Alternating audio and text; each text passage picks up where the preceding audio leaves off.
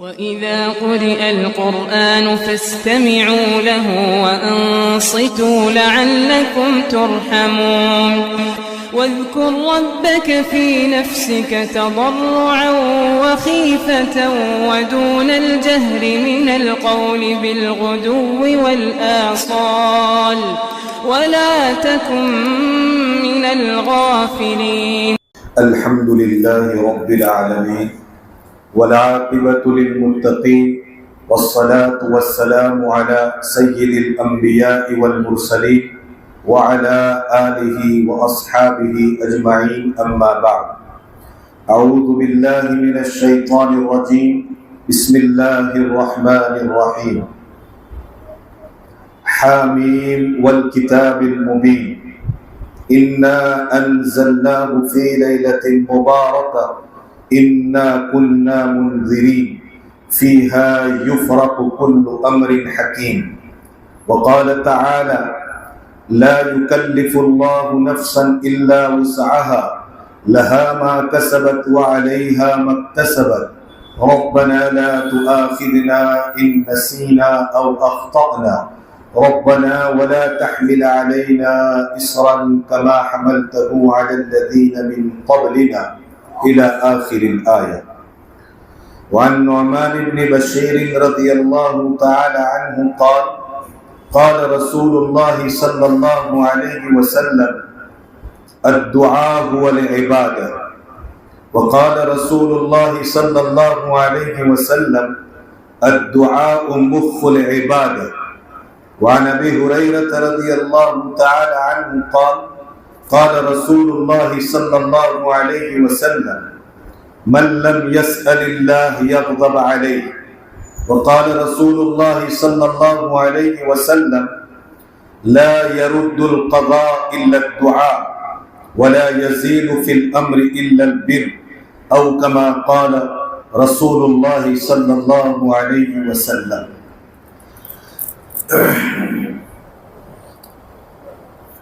محترم حضرات علماء کرام، بزرگوں، عزیزوں اور میرے نوجوان دینی بھائیوں، اس طرح کی مبارک اور بابرکت راتوں میں مسلمانوں کے بچوں، جوانوں اور بوڑھوں کو اتنے جوش و خروش کے ساتھ اور اتنی خوشی کے ساتھ مسجدوں کی طرف آتے ہوئے اور محلوں میں دینی چہل پہل کے ساتھ گزرتے ہوئے دیکھتے ہیں تو ایسا محسوس ہوتا ہے کہ ابھی اس امت کو ایک چھوٹے سے اور تھوڑے سے بہانے سے بھی بیدار کیا جائے تو یہ امت بہت جلد بیدار ہو سکتی ہے.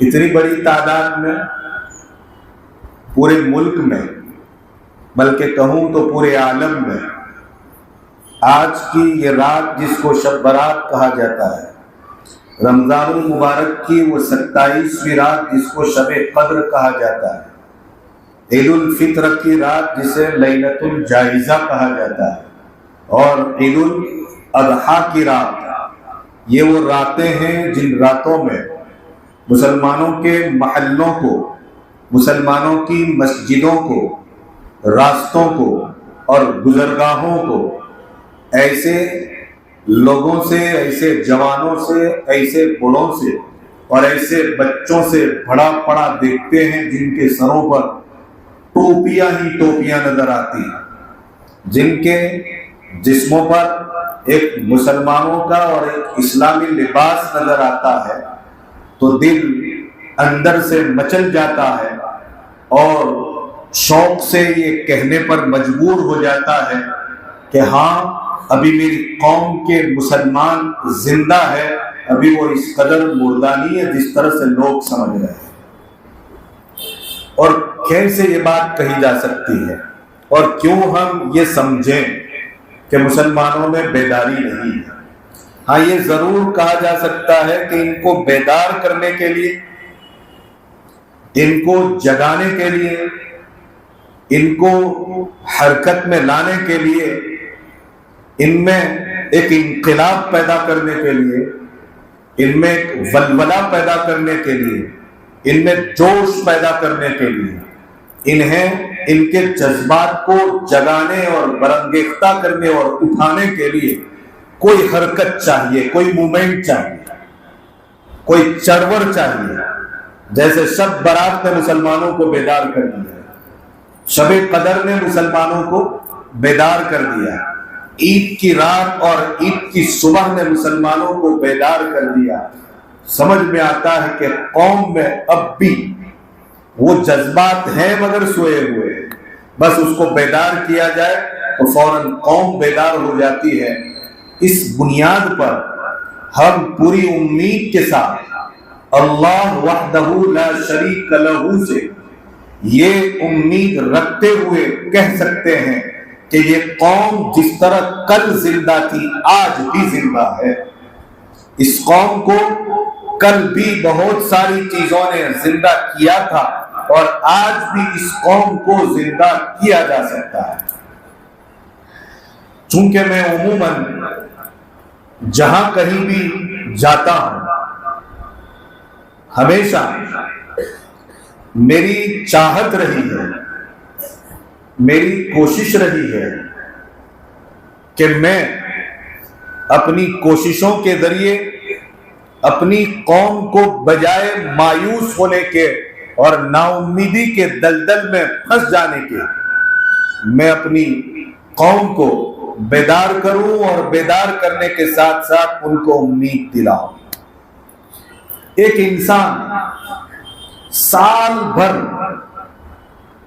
گناہ کے دلدل میں پھنسا ہوا، اس کی صبح دیکھیں تو گناہوں میں، اس کی شام دیکھیں تو گناہوں میں، اس کی جوانی دیکھیں تو گناہ میں، اس کا بڑھاپا دیکھیں تو گناہ میں، مگر کیا وجہ ہے کہ وہ ایک شب برات کی آمد پر دورے مسجد کی طرف چلا آتا ہے۔ آپ دیکھیں تو صحیح، یہاں بیٹھنے کے لیے جگہ نہیں مل رہی، سڑکوں کے اوپر گزرنے کے لیے انسان کو راستہ نہیں مل رہا۔ آخر وجہ کیا ہے؟ وجہ یہ ہے، یہ انسان سمجھتا ہے، اب بھی یہ بات سمجھتا ہے کہ اگرچہ میرے کیے ہوئے گناہ سمندر کے قطرات کے برابر کیوں نہ ہو جائے، مگر میرے پروردگار کی تھاٹھے مارتی ہوئی رحمت کا سمندر میرے گناہوں کے قطرات کے، میرے گناہوں کے سمندر کو دھونے کے لیے کافی ہے۔ آج بھی بڑے سے بڑا شرابی، بڑے سے بڑا کبابی، بڑے سے بڑا مجرم، چاہے وہ rare of the rare crime کیوں نہ کر رہا ہو، چاہے اس کے اوپر اسلامی اعتبار سے کتنے ہی آرٹیکل اور کتنے ہی دفعات کے ذریعے مقدمات کیوں دائر نہ کر دیا گیا ہو، مگر رب العالمین کی رحمت سے وہ کبھی مایوس نہیں ہوا کرتا ہے۔ اگر وہ مایوس ہوتا تو مسجدیں آج اتنی بڑی نظر نہ آتی۔ میں غلط تو نہیں کہہ رہا ہوں، کیا ہم امیدوار ہے کہ نہیں اپنے پروردگار سے؟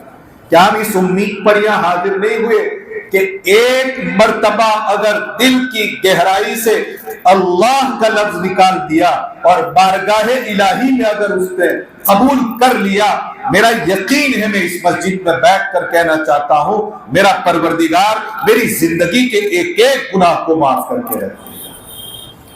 رحمت خداوندی بہانہ میں جویت، اللہ کی رحمت کو صرف کیا چاہیے؟ ایک بہانہ۔ کیا بہانہ؟ ایک چھوٹا سا بچہ، اس کو ایک ٹافی کی ضرورت پڑتی ہے، اسے ایک چاکلیٹ چاہیے، صبح اٹھتے ہی وہ اپنی ماں کے پیچھے پڑ جاتا ہے اور ماں سے چاکلیٹ کے لیے ایک چونی یا ایک اٹھنی مانگتا ہے، وہ ایک روپیہ مانگتا ہے۔ ماں جلدی سے دیتی نہیں ہے، لیکن وہ بچہ بناوٹی طور پر اپنی ماں کے سامنے روتا ہے۔ وہ ماں جس کے پاس چونی جیب میں موجود نہیں ہے، یا تو اپنے گھر کے کسی فرد کے پاس سے وہ چونی لے گی، یا اپنی پڑوس سے کوئی چونی لے گی، یا ادھار لا کر کے اپنے بیٹے کو چاکلیٹ دے دیتی ہے۔ ایک بناوٹی آنسو کے اوپر اللہ اور میرا پروردگار 70 ماؤں سے زیادہ شفیق اور 70 ماؤں سے زیادہ مہربان اور رحمت والا ہے. اگر دربار الہی میں آ کر کے ایک گنہگار بندہ صرف بناوٹی آنسو ہی کیوں نہیں اگر بہا دیتا ہے, رحمت الہی کا عالم یہ ہے کہ اس بندے کا آنسو زمین پر گرے اس سے پہلے اس کی مغفرت فرما دیتے ہیں. کیا مجھے اور آپ کو یہ توقع اور یہ امید ہے کہ نہیں؟ لا تقنطوا من رحمت اللہ. مسلمانوں, اگر کیا ہوا اگر 40 سال گناہ کی زندگی گزاری ہے, ایک لمحہ رب تبارک و تعالیٰ کے سامنے آ کر کے صرف یہ کہہ دے ربا اب تک جو زندگی گزاری تھی وہ بڑی بے شرمی اور کہا جائے کہ میں نے بے پرواہی کے ساتھ یہ زندگی گزاری تھی, آج میرے دل کے اندر یہ احساس پیدا ہوا ہے, آج میرا دل بیدار ہو چکا ہے, میں مانتا ہوں تو میرا خالق ہے, میں مانتا ہوں تو میرا مالک ہے, میں مانتا ہوں تو میرا رازق ہے, میں مانتا ہوں تو میرے گناہوں کو بخشنے والا ہے, تو نے مجھے پیدا کیا, تو نے مجھے زندگی عطا فرمائی, تو نے مجھے رزق دیا. ایک وقت آئے گا کہ لا یستأخرون ساعۃ ولا یستقدمون, ایک گھڑی نہ آگے ایک گھڑی نہ پیچھے, مجھے تو موت دے گا اور زیر زمین مجھے جانا ہے. مجھے یہ سب معلوم ہے, لیکن ربا آج مجھے اپنے گناہوں کا احساس ہو چکا ہے, بس تو مجھے معاف کر دے. قسم خدا کی, مالک بن دینار رحمت اللہ علیہ نے اسی احساس کی بنیاد کے اوپر رب تبارک و تعالیٰ سے ایک وعدہ کیا, تو آج مالک بن دینار اولیاء کاملین کی صف میں ایک ولی کامل کا مقام رکھتے ہیں. کیا وجہ ہے مسلمانوں؟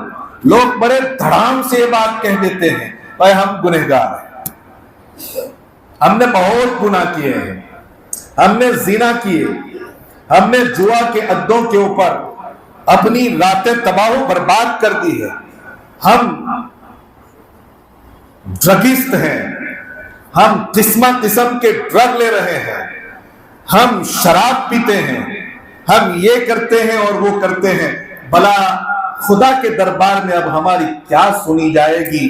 میرے جوانوں, کان کھول کر کے سنو, بلکہ دل کے کانوں سے یہ بات سنو. میرا پروردگار یہ نہیں دیکھتا ہے کہ گنہگار کتنا بڑا ہے, میرا پروردگار دیکھتا ہے کہ تیری ندامت اور شرمندگی کے آنسو کیسے. آؤ تو صحیح ایک مرتبہ ندامت کے ساتھ, آؤ تو صحیح ذرا چل کر دیکھ تو صحیح, میرا پروردگار دوڑ کر تیرے پاس آئے. ایک بالش آگے بڑھے, میرا پروردگار ہاتھ بڑھا کر کے آگے آتا ہے.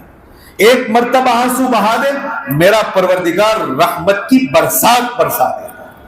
ہم نے پڑھا ہے اور ہم نے دیکھا ہے, پیارے آقا جناب محمد رسول اللہ صلی اللہ علیہ وسلم نے روایات میں, احادیث نبویہ میں یہ باتیں بیان فرما کر امت کے گنہگاروں کو جھنجھوڑا اور بتایا کہ مایوس ہونے کی کوئی ضرورت نہیں ہے.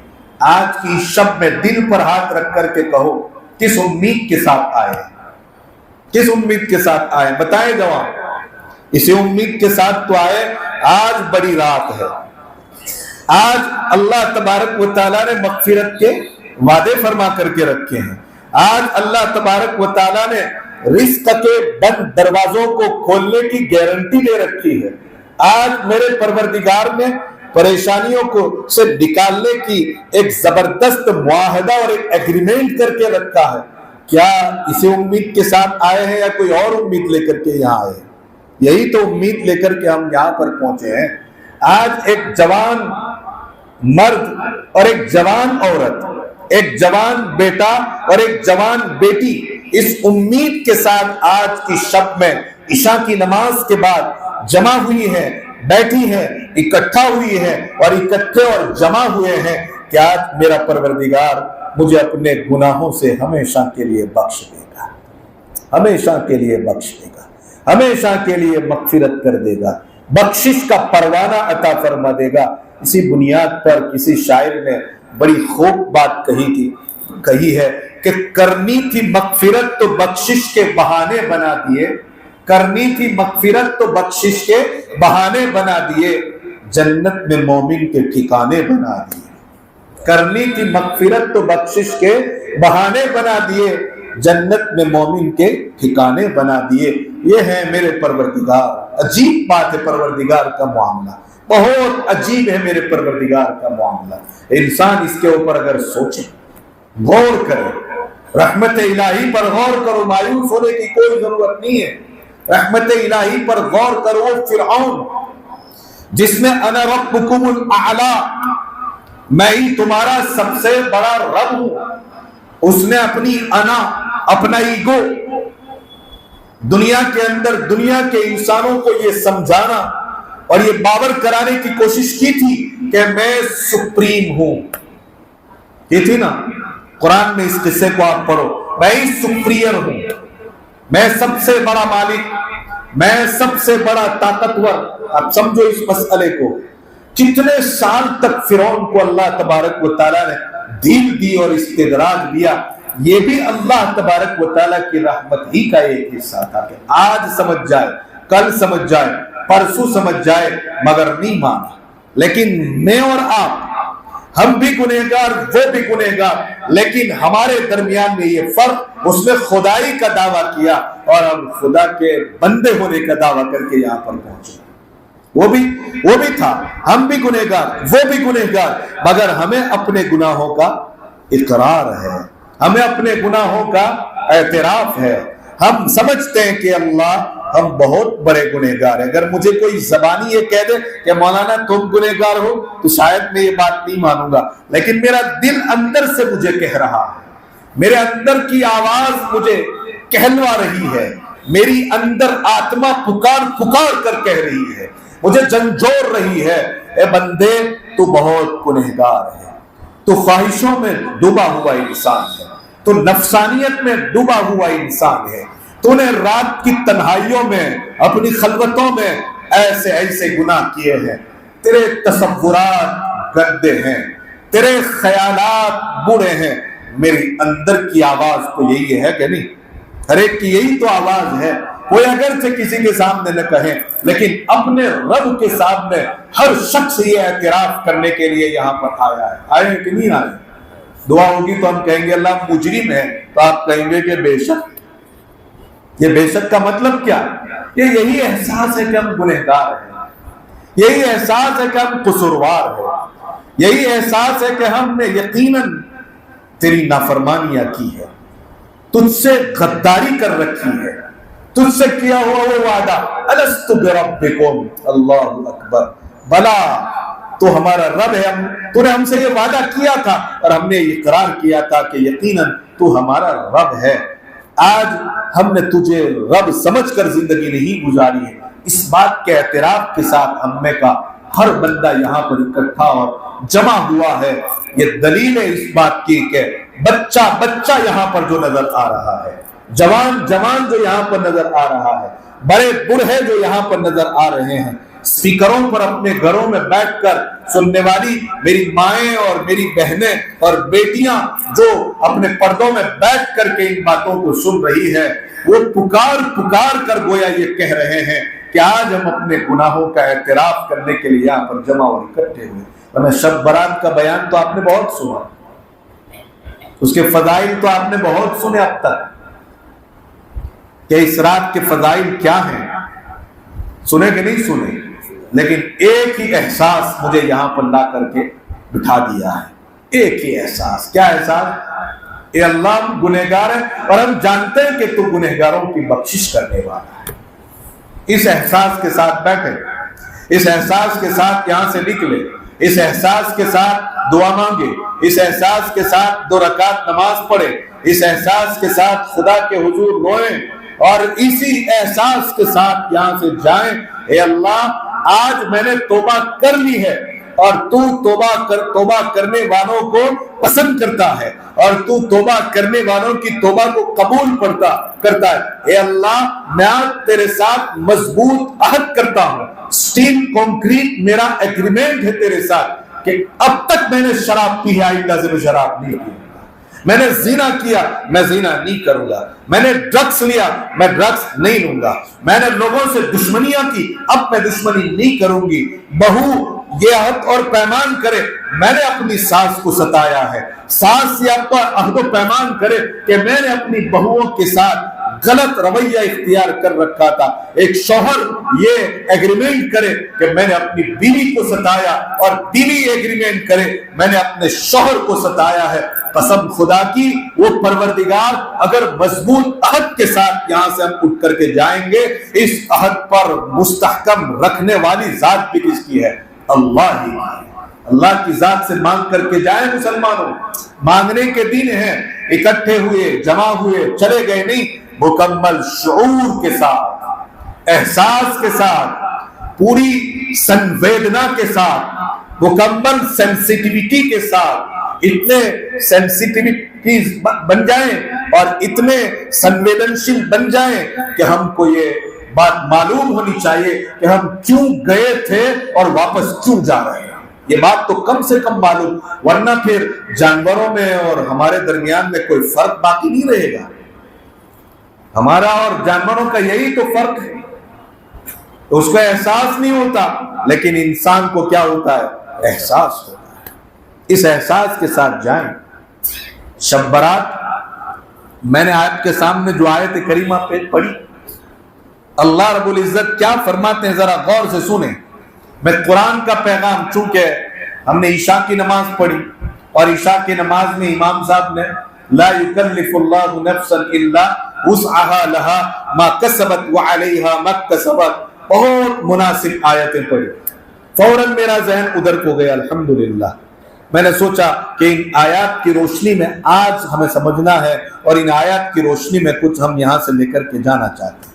اللہ رب العزت فرماتے حامیم والکتاب المبین، قسم ہے اس کتاب کی جو مبین ہے۔ کون سی کتاب؟ قرآن مقدس، جانتے تو ہیں نا وہ کتاب کیسی ہے؟ قرآن بیان فرماتا ہے خود اپنے بارے میں، کتاب مبین، حامیم والکتاب المبین، قسم ہے اس کتاب کی جو ہر چیز کو کھول کھول کر بیان کرنے والی، ہر چیز کو۔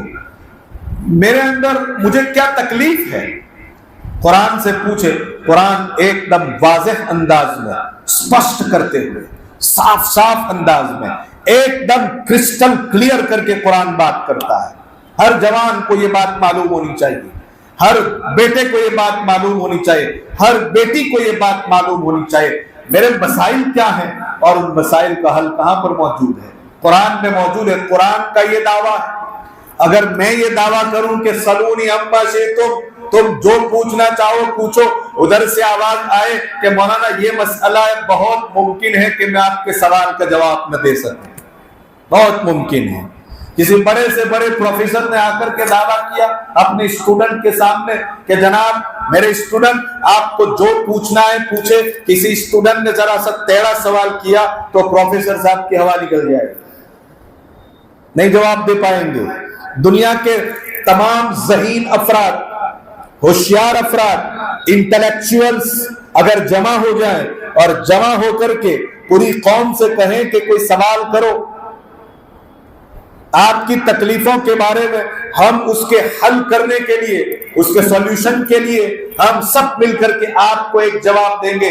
انٹلیکچوئلز اور ذہین اور سمجھدار افراد کی پوری ٹیم مل کر کے بھی بہت ممکن ہے کہ میرے مسئلے کا حل پیش نہ کر سکے، ہے کہ نہیں؟ لیکن قرآن اللہ کی کتاب ہے، اور اسی نے کہا کتاب مبین، اسی نے کہا تبیانا لکل شیء، تبیانا لکل شیء۔ آپ کو کیا چاہیے ہے؟ آپ کو کس چیز کا جواب چاہیے؟ قرآن کہتا ہے وہ جواب میرے پاس ملے گا۔ اللہ اس کتاب مبین کی قسم کھا کر کے ایک بات بیان فرما رہا ہے، اتنی عظیم کتاب کی قسم کھا رہا ہے خود رب العالمین، وہ رب جس رب کے سامنے آج ہاتھ پھیلا کر کے کچھ مانگنے کے لیے آئے، وہ رب جس کے سامنے ہاتھ پھیلا کر کے اپنی مغفرت کا پروانہ لے کر کے حاضر ہوئے ہیں، وہ رب جس کے سامنے ہاتھ پھیلا کر کے اپنی زندگی کا حلال طیب اور پاکیزہ رزق مانگنے کے لیے آئے ہیں، وہ رب جس کے سامنے ایک جوان، یہاں اگر تلاش کیے جائیں جوانوں کو اور ان کو دل پر ہاتھ رکھ کر کے پوچھا جائے تو کئی جوانوں کا مسئلہ یہ ہوگا کہ جناب یا تو میں اپنی بیوی سے پریشان ہوں، بیویوں کے مسائل ہوں گے، کہیں گے کہ میں اپنے شوہر سے پریشان ہوں۔ کئی ماں باپ ایسے ہوں گے جو اس وقت سن رہے ہیں اور اس امید پر بیٹھے ہوئے ہیں کہ ہاں میرے بیٹے کے مسائل ہیں، تو کہیں گے کہ میری بیٹی کے مسائل ہے کہ نہیں؟ ہر ایک کے پاس مسائل ہیں۔ وہ پروردگار ان مسائل کا حل کرنے کے لیے مجھے اور آپ کو آواز دے رہا ہے، بڑے پیار کے ساتھ بلا رہا ہے اور کہہ رہا ہے اس کتاب مبین کی قسم، انا انزلناہ فی لیلۃ مبارکہ۔ اللہ اکبر! اگر عربی زبان سے آپ واقف ہوتے تو اس کی حقیقت تک پہنچنے میں آپ کو زیادہ دیر نہ لگتی۔ مزہ آ جاتا ہے اس آیت کو جب سنتے ہیں۔ علماء کرام یہاں بیٹھے ہوئے ہیں، وہ سمجھ رہے ہیں انا انزلنا، انا ایک ہوتا ہے میں، حالانکہ اللہ تو ایک ہے اور اکیلا ہے۔ سنو، عقیدہ بھی ذرا درست کرتے چلے، ایک ہے دوسرا نہیں، اکیلا ہے، تنہا ہے، اس کو کسی انجمن کی اور جماعت کی ضرورت نہیں ہے۔ لیکن اس کے باوجود کیا کہہ رہا ہے؟ انا، ہم نے، میں نے نہیں۔ دوسری جگہ پر وہ کہتا ہے انا، میں، اور یہاں کیا کہہ رہا ہے؟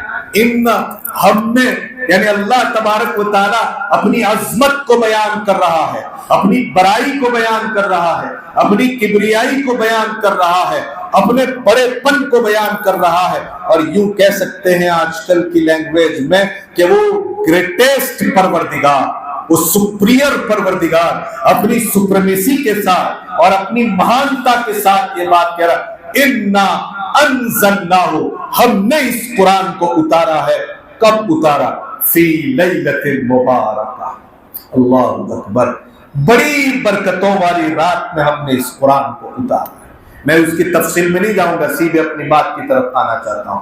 انا انزلناہ فی لیلۃ مبارکہ، ہم نے اس قرآن مقدس کو مبارک رات میں اتارا ہے۔ مفسرین کی ایک جماعت یہ کہتی ہے اس مبارک رات سے آج کی یہ شب برات مراد ہے۔ اب قرآن کیسی کتاب؟ قرآن کے بارے میں ذرا سنیے دھیان سے۔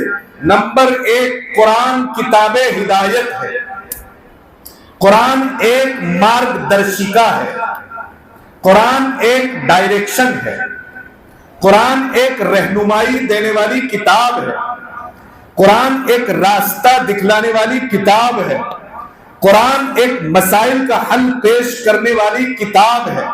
اب سمجھو اس مسئلے کو، قرآن حق اور باطل کے درمیان میں فرق کرنے والی کتاب ہے، قرآن غلط اور صحیح کے درمیان میں فرق کرنے والی کتاب ہے، قرآن ہدایت اور گمراہی کے دو راستوں کو مقرر اور متعین کرنے والی کتاب ہے۔ اب دیکھیں تو صحیح، اتنی عظیم کتاب کو اتارنے کے لیے رب العالمین نے جس رات کا انتخاب کیا وہ رات شب برات ہے۔ اب سمجھ سکتے ہیں کہ اس رات کا ویلیو کیا ہوگا اللہ تبارک و تعالیٰ کے یہاں، اس رات کی قدر کیا ہوگی اللہ رب العزت کے یہاں۔ آپ نے دیکھا ہوگا کہ غیر مسلموں میں شادی کے لیے کنڈلی دیکھی جاتی ہے نا، پھر مہورت دیکھا جاتا ہے، پھر وہ گھڑی دیکھی جاتی ہے کہ کون سی گھڑی میں مہورت ہے، اور وہ کنڈلی کون سی ہے کہ جس گھڑی میں شادی ہوگی، یا جس گھڑی میں گھر کی سنگ بنیاد رکھی جائے گی، یا جس گھڑی کے اندر گھر کا اوپننگ ہوگا، جس گھڑی کے اندر گروہ پرویش ہوگا۔ کیوں؟ اس لیے کہ ان کے عقیدے کے مطابق، ان کے بلیف کے مطابق، ان کی شردھا کے مطابق وہ گھڑی ان کے نزدیک بڑی پوتر اور مقدس ہے کہ اسی گھڑی میں گروہ پرویش ہوگا، اسی گھڑی کے اندر، گھر کے اندر ہم کیا ہوں گے؟ داخل ہوں گے، اسی کے اندر ہم اپنی دکان کا افتتاح کریں گے، اسی میں ہم اپنے کاروبار کو شروع کریں گے، اسی میں اپنا بزنس اور اپنی تجارت کو شروع کریں گے۔ یہ انسانوں کی مقرر کی ہوئی گھڑی کا عالم ہے، اور انسانوں کی مقرر کردہ وقت اور ٹائم کا یہ حال ہے۔ تو وہ رب العالمین جس نے خالق و مالک بن کر کے آدم سے لے کر کے قیامت تک آنے والے آخری انسان کی رہنمائی اور ہدایت کے لیے جس کتاب کو اتارنے کے لیے جس رات اور جس رات کی گھڑی کا انتخاب کیا ہوگا، مجھے بتائیں کیا اس گھڑی کے اور اس وقت کے اور اس رات کے برکت سے لبریز ہونے میں کسی کو کوئی شک اور شبہ رہ سکتا ہے؟ ہرگز نہیں رہ سکتا ہے۔ اس کے بارے میں اللہ تبارک و تعالیٰ نے فرمایا اِنَّا أَنزَلْنَاهُ فِي لَيْلَةٍ مُبَارَكَةٍ، ہم نے اس مبارک رات کے اندر اس قرآن کو اتارا ہے۔ بعض مفسرین کی رائے کے مطابق، بعض انٹرپریٹیشن اور کومنٹیٹرز جو قرآن کے ہیں ان کے کہنے کے مطابق یہی ہے کہ یہ شب برات ہے، اگرچہ شب قدر والی بات یہ جمہور کی بات ہے، علماء بیٹھے اس لیے میں نے یہ بات کہی۔ کیوں؟ اس وجہ سے کہ اِنَّا كُنَّا مُنذِرِينَ۔ میں اس سے آگے بڑھتا ہوں، وہ رات کیسی ہے؟ غور کرو مسلمانوں، میں قرآن کی آیات پڑھ کر کے آپ کو سنانا چاہتا ہوں، میں پیغام قرآنی سنانا چاہتا ہوں۔ میں ادھر ادھر کے قصوں کو بیان کرنے سے زیادہ بہتر اور زیادہ مناسب سمجھتا ہوں کہ آپ کے سامنے قرآن کی آیتیں پڑھوں اور قرآن کی آیتوں کی تفسیر اور تشریح کروں، تاکہ یہاں پر آنے والا ہر فرد قرآن لے کر کے جائے اور اللہ کا پیغام لے کر کے جائے۔ یہ بہت اہم اور ضروری ہے۔ ایک انسان جو پیدا ہوا اس کے دل میں یہ تمنا ہونی چاہیے اور یہ خواہش اور یہ چاہت ہونی چاہیے کہ میرا خالق جو اس نے مجھے پیدا کیا اس نے میرے لیے کیا پیغام بھیجا ہے، لاؤ میں ذرا اس کو سمجھوں۔ ہوتا ہے کہ نہیں؟ ابا حضور نے بڑی محنتوں کے ساتھ مجھے بڑا کیا ہے، ابا حضور نے میرے لیے بڑے جتن کیے ہیں، لاؤ آخری موقع کے اوپر میرا باپ مجھے کیا پیغام دینا چاہتا ہے، میرے باپ کی وصیت کیا ہے، تاکہ میں اپنے باپ کے پیغام اور اپنے باپ کی وصیت کے مطابق زندگی گزار سکوں۔ یہ میرا رب ہے، آخر مجھے اور آپ کو پیدا کرنے والا ہے، وہ مجھے کیا پیغام دینا چاہتا ہے، میں ذرا اس بات کو معلوم کروں۔ یہ ہر انسان کی خواہش ہونی چاہیے۔ اللہ رب العزت فرماتے ہیں یہ وہ رات ہے، یہ اتنی مبارک رات ہے، فیہا یفرق کل امر حکیم۔ اللہ اکبر، اتنی بابرکت رات ہے، اتنی بابرکت رات ہے، اتنی برکتوں والی یہ رات ہے۔ اللہ کے یہاں اس رات کا اتنا بلند اور اتنا بڑا مقام اور اتنا بڑا رتبہ ہے کہ خود رب تبارک و تعالی اس کے مقام اور اس کے رتبے کو بیان کرنا چاہتے ہیں۔ فرماتے ہیں یفرق کل امر حکیم، اس رات کے اندر ہر طرح کا اہم معاملہ، ہر امپورٹنٹ چیز کو، ہر مہتوپورن چیز کو اللہ تبارک و تعالیٰ فرماتے ہیں اسی رات کے اندر ہر اہم معاملے کو میں طے کرتا ہوں۔ بتائیں اہم معاملے میں سب سے اہم انسانوں کی پیدائش، کون پیدا ہوگا، کب پیدا ہوگا، لڑکا ہوگا کہ لڑکی؟ ذرا غور سے سنیں، میں یہ بات کیوں چھیڑنا چاہتا ہوں، لڑکا ہوگا کہ لڑکی؟ یہ بات ایک اہم بات ہے۔ اللہ فرماتے ہیں اس رات میں یہ بات طے ہوتی ہے۔ اب دھاگے باندھنے سے زیادہ بہتر، کنڈے میں کچھ ڈال کر کے پانی میں بہانے سے زیادہ بہتر، میں آپ کو سمجھانا چاہتا ہوں، میرے رب کے سامنے ایک کونے میں بیٹھ کر آج کی اس رات میں بے اولاد اپنے لیے اولاد مانگے، بتائیں رب تبارک و تعالیٰ کے خزانے میں کوئی کمی ہے؟ جب خود اس نے کہا ہے کہ ہے کوئی مانگنے والا آج کی رات میں کہ میں اس کی چاہت کے مطابق عطا کروں، دوستوں ہمارے مانگنے میں کمی ہو سکتی ہے مگر میرے پروردگار کے دینے میں کمی نہیں ہو سکتی ہے. مانگے تو صحیح، ذرا ڈنگ سے مانگے، مانگنے کے طریقے سے مانگے. جب بھی جس نے مانگا عطا فرمایا ہے. اور صرف اللہ رب العزت کی ذات تو دیکھے وہ کتنی کریم ہے، کتنی کریم. کسی نے کریم کا معنی بیان فرمایا، علامہ راضی رحمت اللہ علیہ نے، کہ کریم ہے میرے پروردگار کی ذات. اور میں اس رات میں خصوصیت کے ساتھ اس بات کو بیان کرتا ہوں. کریم وہ ذات ہے، ذرا سنیے، کریم وہ ذات ہے کہ جو بن مانگے عطا کرتی ہے. کریم وہ ذات ہے جو بن مانگے عطا کرتی ہے. دن بھر ہم بہت ساری چیزیں استعمال کرتے ہیں، کھاتے ہیں، پیتے ہیں، کبھی بیٹھے ہوئے ہوتے ہیں اور کوئی آ کر کے کہتا ہے کہ جناب لیجئے میں آپ کے لیے چیز لایا. کسی نے آئس کریم پیش کر دی، کسی نے چائے پیش کر دی، کسی نے حلوہ اور مٹھائی پیش کر دی، کسی نے عطر پیش کر دیا، پتہ نہیں کسی نے کیا چیز پیش کی. ہمارا تصور بھی نہیں ہوتا ہے، ہمارا خیال بھی نہیں ہوتا ہے، ہم نے سوچا بھی نہیں تھا، ہم نے مانگا بھی نہیں تھا، لیکن ایک آدمی آیا اور آ کر کے میرے سامنے اس نے پیش کر دیا. کہاں سے آیا؟ کسی نے سوچا، غور کیا اس کے اوپر؟ کوئی غور کرے. امام راضی رحمت اللہ علیہ فرماتے ہیں یہ اس ذات کریم کے کرم کا صدقہ ہے. یہ اس ذات کریم کے کرم کا صدقہ ہے کہ بن مانگے مجھے اور آپ کو چیز عطا فرمائی. بن مانگے، جب بن مانگے وہ عطا فرماتا ہے. تو اگر بندہ اپنے پروردگار کے سامنے جولی پھیلا دے تو، اگر اپنا دامن پسار دے تو، اپنے ہاتھ اٹھا دے تو، مانگ لے تو، آنسو بہا کر مانگ لے تو، گریا و زاری کر کے مانگ لے تو، رو رو کر کے مانگ لے تو، اپنا دل رکھ کر کے مانگ لے تو، کیا کریم ذات سے یہ بات بعید ہے کہ مانگنے والے کو عطا نہ کرے؟ اور پھر وہ کریم اتنا کریم، اتنا کریم، اتنا کریم. کریم کی تعریف کر رہا ہوں، کریم کا ڈیفینیشن بتاتا ہوں میں آپ کو. کہتے ہیں اللہ کریم ہے، اللہ کریم ہے، کریم. تو ذرا سنیے وہ کتنا کریم ہے اور کیسے وہ کریم ہے.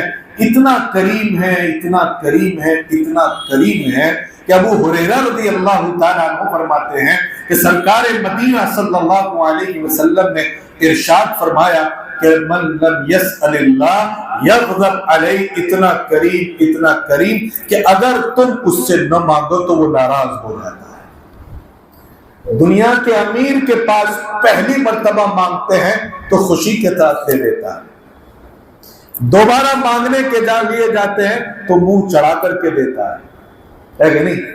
تیسری مرتبہ مانگتے ہیں تو ناراض ہو کر کے دیتا ہے، اور چوتھی مرتبہ مانگتے ہیں تو راستہ دکھاتا ہے کہ میرے پاس تو نہیں، آپ پناہ جگہ چلے گا. پہلی مرتبہ خوشی سے، دوسری مرتبہ منہ چڑھا کر، تیسری مرتبہ ناراضگی کے ساتھ، اور چوتھی مرتبہ تو کیا دکھاتا ہے؟ راستہ دکھاتا ہے. آئے میرے پروردگار، تیرے کرم کا کیا پوچھنا، تو نے اعلان عام فرما دیا قرآن مقدس میں. ایک دنیا جب تک قائم رہے گی اس وقت تک قرآن میں یہ اعلان باقی رہے گا. کیا کہہ رہا ہے ذرا سنو. ادعونی استجب لکم، ادعونی استجب لکم، ادعونی استجب لکم. مجھ سے مانگو، اور مسلمانوں مانگو مجھ سے. کیا چاہیے؟ عزت چاہیے، عزت میرے پاس ملے گی.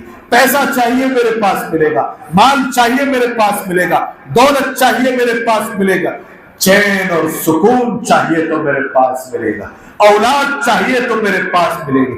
ارے آنکھوں کی ٹھنڈک اولاد چاہیے تو میرے پاس ملے گی، فرما بردار اولاد چاہیے تو میرے پاس ملے گی، صحت چاہیے تو میرے پاس ملے گی، طاقت چاہیے تو میرے پاس ملے گی، سرفرازی اور سربلندی چاہیے تو میرے پاس ملے گی. در در بھٹک کر کے پھر آ جا، پھر آ جا، پھر آ جا. ایک مرتبہ بھی اس نے یہ نہیں کہا کہ تم فلاں دروازے پر گئے تھے اس لیے آج میرے دروازے پر آئے ہو، اب میں تم کو نہیں دوں گا. دنیا کا امیر آج مجھے کوئی چیز عطا کرے، کل مجھے دوسرے کے دروازے کے اوپر دیکھتا ہے، دوبارہ میں پہلے امیر کے پاس آتا ہوں، دھکار دیا جاتا ہوں، کہتا ہے تو ہرجائی ہے اس بنیاد پر کہ آج میرے پاس آیا، کل وہاں پر تھا، پھر دوسری جگہ چلا گیا، جاؤ تم در بھٹکتے رہتے ہو۔ اللہ کہہ رہا ہے ادعونی استجب لکم، کوئی بات نہیں، کل بھٹک بھٹک کر کے آج اگر تجھے راستہ مل چکا ہے مانگ لے، میں اسی چوکھٹ پر آنے والے کو، یہ وہ در ہے کہ جس در سے کوئی سائل کبھی محروم نہیں جایا کرتا، مانگ کر کے تو دیکھو، ادعونی استجب لکم۔ اللہ اکبر، کتنی بہترین زبان میں اللہ تبارک و تعالیٰ نے فرمایا۔ جوانوں سنو، آپ اس وقت کیریکٹر بنانے کے فکر میں ہو کہ نہیں ہو؟ آپ کو یہ فکر لگی ہوئی ہے ہر بچے کو۔ آپ دیکھیں ماں باپ کو فکر ہے، کیا فکر ہے ماں باپ کو؟ کہ میرا بیٹا ترقی کرتے ہوئے آگے بڑھے۔ بیٹوں کو فکر ہے کہ میں اپنے ماں باپ کی تمناؤں کے مطابق آگے بڑھوں۔ ہر ایک کیریئر کے چکر میں صبح اسکول جا رہا ہے، کوئی کمپنی میں جا رہا ہے، کوئی فیکٹری میں جا رہا ہے، کوئی تجارت کے لیے دکانوں پر جا رہا ہے، کوئی لاڑی اور گلے کے اوپر، کوئی ریڑھی کے اوپر جا رہا ہے۔ بس ایک ہی فکر ہر ایک کو لگی ہوئی ہے۔ ان تمام جوانوں سے میں یہ کہنا چاہتا ہوں کہ آپ محنت کریں، کوشش کریں، اور اس کے ساتھ ساتھ اپنے پروردگار کے در پر آ کر کے مانگیں، اس لیے کہ وہ پکار پکار کر یہ بات کہہ رہا ہے ادعونی استجب لکم، آؤ مجھے پکارو، میں تمہاری پکار کو فوراً سنوں۔ یہ پروردگار ہے۔ آج ہم اکٹھے ہی کیوں ہوئے ہیں؟ اسی لیے تو ہوئے ہیں، اسی بنیاد کے اوپر تو ہوئے ہیں۔ اللہ تبارک و تعالیٰ فرماتے ہیں فیہا یفرق کل امر حکیم، یہ وہ رات ہے کہ جس میں ہر اہم معاملہ طے ہوتا ہے۔ لہذا بے اولاد کیا مانگے؟ اولاد مانگے اللہ تبارک و تعالیٰ سے۔ یہ وہ رات ہے کہ جس رات کے اندر انسان کا سب سے اہم معاملہ رزق، یہ پوری دوڑ بھاگ۔ بازار، کسی کوئی پوچھے کہ بازار کا منشا اور مقصد کیا ہے، کیا جواب آئے گا؟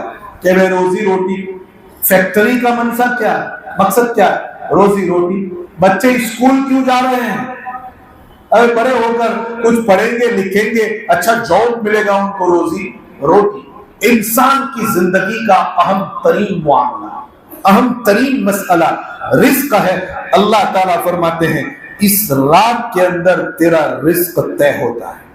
یفرق کل امر حکیم۔ صحت، انسان کی صحت بہت اہم معاملہ انسان کا۔ مانگے اللہ تبارک و تعالیٰ سے اس رات کے اندر۔ موت، اچھی اور بری تقدیر جس کو کہا جاتا ہے، اسی رات کے اندر طے ہوتی ہے، جو اللہ تبارک و تعالیٰ نے مجھے اور آپ کو عطا فرمائی ہے۔ میرے بزرگوں، یہ مانگنے کے راتیں ہیں، یہ مانگنے کی گھڑیاں ہیں۔ اگر ہم مانگتے ہیں اپنے پروردگار سے، اللہ تبارک و تعالیٰ بہت خوش ہوتا ہے۔ اور ویسے دعا ایک بڑی عبادت ہے۔ میں نے روایت پیش کی آپ کے سامنے، الدعاء هو العبادت۔ آدمی اللہ کے سامنے، ایک تو ہوتی ہے نماز پڑھے، ایک ہوتی ہے تسبیح کے دانے، ایک ہوتا ہے قرآن کی تلاوت کرے۔ لوگ اس کو عبادت سمجھتے ہیں، لیکن پیارے آقا جناب محمد رسول اللہ صلی اللہ علیہ وسلم نے فرمایا صرف نماز پڑھنا، روزہ رکھنا، زکوٰۃ دینا، تسبیح پڑھنا، یہی صرف عبادت نہیں بلکہ اللہ کے سامنے اپنی مرادیں مانگنا یہ بھی عبادت ہے۔ الدعاء هو العبادت۔ کتنی بڑی بات ہے۔ انسان مانگ تو رہا ہے اپنے لیے رزق، انسان مانگ تو رہا ہے اپنے لیے صحت، انسان تو مانگ تو رہا ہے اپنے لیے مال و دولت، اپنی عزت، مگر اللہ تبارک و تعالیٰ نے اس کو بھی انسان کے لیے کیا بنا دیا ہے؟ عبادت بنا دیا ہے۔ اس لیے آج کی رات کا پہلا کرنے کا کام کیا ہے؟ دعا۔ اور ہر چیز ہم اللہ تبارک و تعالیٰ سے مانگے گے کہ نہیں مانگے گے؟ یہ آئے اور آج دعا ہو گئی اور چلے گئے، اور فجر کی نماز سے ہم مسجدوں کو خالی دیکھیں، بھلا ایسا نہیں ہونا چاہیے۔ آج تو ہم آئے ہی اس لیے ہیں کہ سچی پکی توبہ کر کے جائیں گے یہاں سے انشاءاللہ۔ بولو انشاءاللہ۔ آپ کہیں گے کہیں توبہ قبول ہو گئی تو 5 وقت کی نماز پڑھنے کے لیے آنا پڑے گا، ہے کہ نہیں؟ پڑھنا تو ہے نا ہم لوگوں کو۔ ارے اگر ہم 5 وقت کے نمازی بن جائیں، بھلا صرف انسان کی کو ولی بننا ہو، اللہ کا دوست بننا ہو اور اللہ سے قربت حاصل کرنی ہو تو پہلے اس کو نماز تو پڑھنی پڑے گی۔ آج توبہ کر کے جائیں گے اور کہیں گے اے اللہ اب تک بغیر نماز کے زندگی گزر گئی سو گزر گئی، آج میں یہ عہد و پیمان کر کے تیرے پاس سے جانا چاہتا ہوں کہ آئندہ سے میں کبھی نماز نہیں چھوڑوں گا انشاءاللہ۔ ارادہ کرو یہاں پر بیٹھنے والا ہر فرد، ہر جوان، گھروں پر سننے والی ہر بہو اور ہر بیٹی اور ہر ماں اس بات کا ارادہ کرے کہ آج کی یہ رات یہ فیصلہ کرا کے جائیں گے ہم یا اٹھیں گے اپنی جگہوں سے کہ اللہ تو میرے لیے یہ بات طے کر دے اور مجھے یہ توفیق دے دے کہ میں کبھی بھی 5 وقت کی نماز نہیں چھوڑوں گا۔ بولو انشاءاللہ۔ آج یہاں سے جائیں تو یہ مانگ کر کے جائیں اے اللہ رمضان کی مبارک گھڑیاں آ رہی ہے، رمضان کی مبارک گھڑیاں آ رہی ہے، برکتوں والا مہینہ آ رہا ہے۔ اب تک 15 سال 20 سال ویسے گزر گئے، ہم نے رمضان کے روزے چھوڑے نہیں رکھے، چھوٹے چھوٹے بہانوں کے اوپر اے اللہ ہم ارادے کر کے جاتے ہیں، توبہ کر کے جاتے ہیں، تو ہمیں توفیق دے کہ ایک روزہ بھی چھوڑیں گے نہیں اور ایک روزہ بھی چھوڑے بغیر ہم پورا رمضان گزاریں گے۔ کریں گے کہ نہیں ارادے انشاءاللہ؟ ارے بھائی ڈر تو نہیں لگ رہا ہے نا؟ اور معمولی بہانے، مجھے کیا ہے ڈائبٹیز ہے، شوگر ہے۔ اب یاد رکھیں ہر آدمی کا شوگر اتنا پاورفل بھی نہیں ہوتا ہے کہ اس کو روزہ رکھنے سے روک دے۔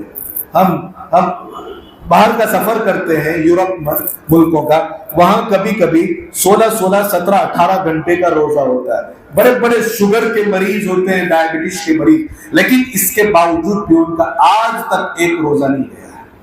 بلکہ میں ایک قدم آگے بڑھ کر کے کہوں کئی شوگر کے مریض اور ڈائبٹیز کے مریض وہ ہیں جو سعودی عربیہ رمضان گزارنے کے لیے جاتے ہیں جہاں 48 سے لے کر کے 54 ڈگری تک کی کیا ہوتی ہے بولو گرمی ہوا کرتی ہے، مگر اس کے باوجود بھی ان کا ایک روزہ بھی نہیں چھوٹتا ہے۔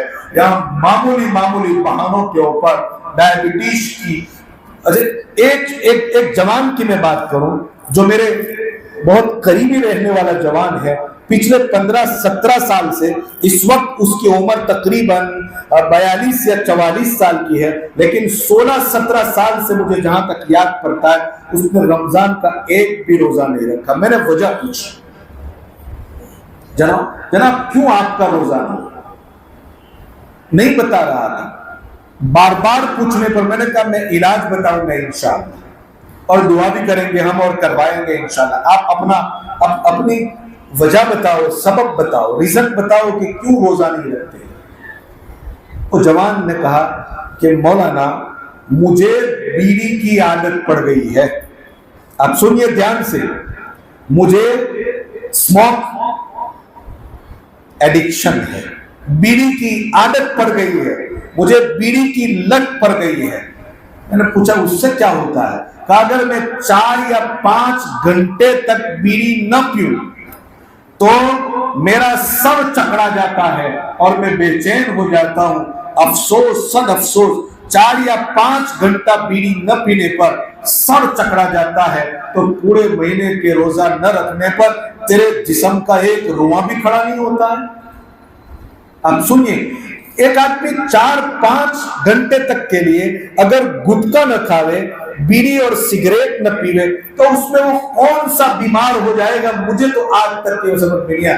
ایک بہت بڑی تعداد جوانوں کی، آپ کہیں گے مول صاحب شب برات پر بیٹھے اور بات رمضان کی کریں، یاد رکھے شب برات یہ رمضان المبارک کا فاؤنڈیشن ہے، یہیں سے ہم کو آگے بڑھنا ہے۔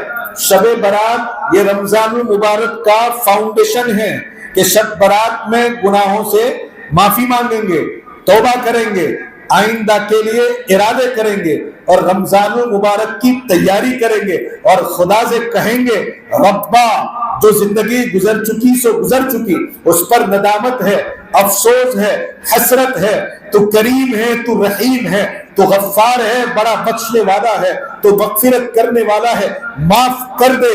ارادے کرتے ہیں، عہد کرتے ہیں کہ آئندہ کبھی نہ نماز چھوڑیں گے اور آئندہ کبھی ہم نہ روزے چھوڑیں گے، جو تجھے تیری توفیق ہوگی ہم قرآن کی جتنی ہو سکے گی تلاوت کریں گے۔ اگر ہم قرآن پڑھنا نہیں جانتے ہیں، مسجد کے امام کے پاس جائیں گے یا محلے کے عالم دین کے پاس جائیں گے اور ایک ایک حرف کر کے قرآن کو سیکھیں گے اور تیرے کلام کو پڑھنے کی کوشش کریں گے۔ اس بات کا عہد و پیمان کرنے کے لیے اللہ نے رمضان سے ٹھیک 15 روز پہلے شب برات عطا فرمائی۔ اسی بنیاد پر پیارے آقا جناب محمد رسول اللہ صلی اللہ علیہ وسلم نے امت کو یہ دعا سکھلائی، اللہم بارک لنا فی رجب و شعبان وبلغنا رمضان، کہ رجب کے مہینے میں برکت عطا فرما، شعبان کے مہینے میں برکت عطا فرما۔ یہی وہ برکت ہے کہ تو ہمیں رمضان تک پہنچا دے تاکہ ہم رمضان کی ایک ایک عبادت کو دل لگا کر کریں اور تیرے مقرب اور تیرے وہ بندے بن جائیں جو تجھے بہت پسند آیا کرتے ہیں۔ اسی لیے تو اللہ تبارک و تعالیٰ نے یہ فاؤنڈیشن کے طور پر شب برات مجھے اور آپ کو عطا فرمائی ہے۔ میں بہت دل کی گہرائی سے میں اپنے جوانوں کو ایڈریس کرنا چاہتا ہوں، اے میرے جوانوں، تم قوم کا مستقبل ہو، تم اپنی ملت کا مستقبل، بھوشیہ اور فیوچر ہو۔ اگر تمہارے اندر صلاح آ جائے، تمہارے اندر تقوی آ جائے اور تمہارے اندر اگر پرہیزگاری آ جائے، گھروں پر سننے والی اپنی بیٹیوں سے اور اپنی بہنوں سے کہوں گا، اگر تمہارے اندر صلاح، نیکی، تقوی اور پرہیزگاری آ جائے تو یاد رکھے مسلم سماج اور مسلم معاشرے کو وہ افراد ملیں گے کہ جس کی بنیاد کے اوپر مذہب کو ترقی ملے گی، مذہب کا سر بلند ہوگا اور مذہب کے ماننے والوں کو لوگ عزت کی نگاہ سے دیکھیں گے، اور کل تک اسی مذہب کے ماننے والے اسی سرزمین کے اوپر عزت، سرفرازی اور سربلندی کی نگاہ سے زندگی گزار رہے تھے۔ دوبارہ میرے تقوی کی بنیاد پر، میری پرہیزگاری کی بنیاد پر، میری صلاح کی بنیاد پر اور میری نیکی کی بنیاد پر ویسی ہی عزت اور ویسی ہی سرفرازی اور سربلندی دوبارہ مجھے اور آپ کو مل سکتی ہے اگر میرے اندر تقوی آ جائے اور میرے اندر پرہیزگاری آ جائے۔ مائیں اور بہنیں گھروں پر بیٹھ کر کے سنتی ہیں، پرہیزگاری کے تعلق سے ایک چھوٹا سا واقعہ ہے، تو بڑا تفصیلی مگر بہت ہی چھوٹا سا واقعہ میں آپ کو سنانا چاہتا ہوں۔ میری پیاری بہنوں اور بیٹیوں ذرا دھیان سے سنیں۔ بشر حافی رحمت اللہ علیہ بہت بڑے پائے کے بزرگ گزرے، ان کی ایک بہن تھی امام احمد ابن حنبل رحمت اللہ علیہ، جن کا نام آپ نے سنا ہوگا، جو بڑے جلیل القدر اماموں میں اور بڑے محدثین میں جن کا شمار ہوتا ہے، امام احمد ابن حنبل رحمت اللہ علیہ۔ بشر حافی رحمت اللہ علیہ کی بہن نے امام احمد ابن حنبل رحمت اللہ علیہ سے ایک مسئلہ پوچھا، ایک سوال پوچھا۔ کیا تھا وہ مسئلہ؟ سوال کیا تھا؟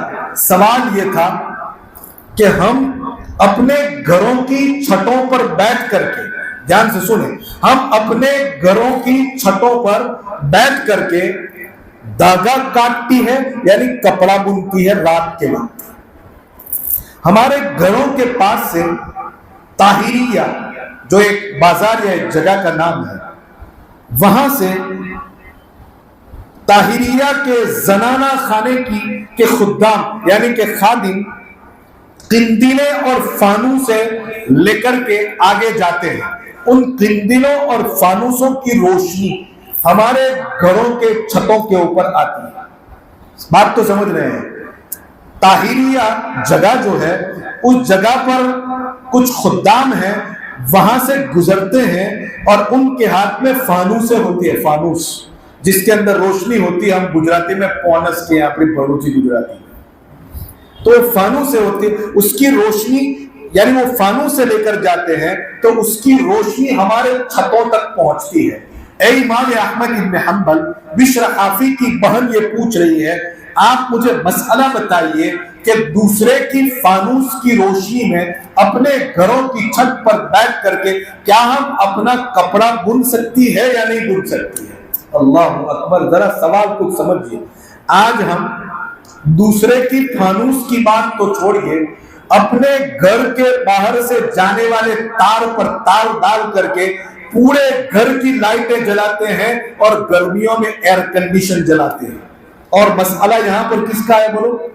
دوسرے کی فانوس ہے اور وہ اپنے محلے سے گزر رہے ہیں، اس کی روشنی ہمارے گھر کی چھت کے اوپر آ رہی ہے. کیا اس روشنی میں ہم اپنے کپڑوں کو بن سکتی ہے یا نہیں بن سکتی ہے؟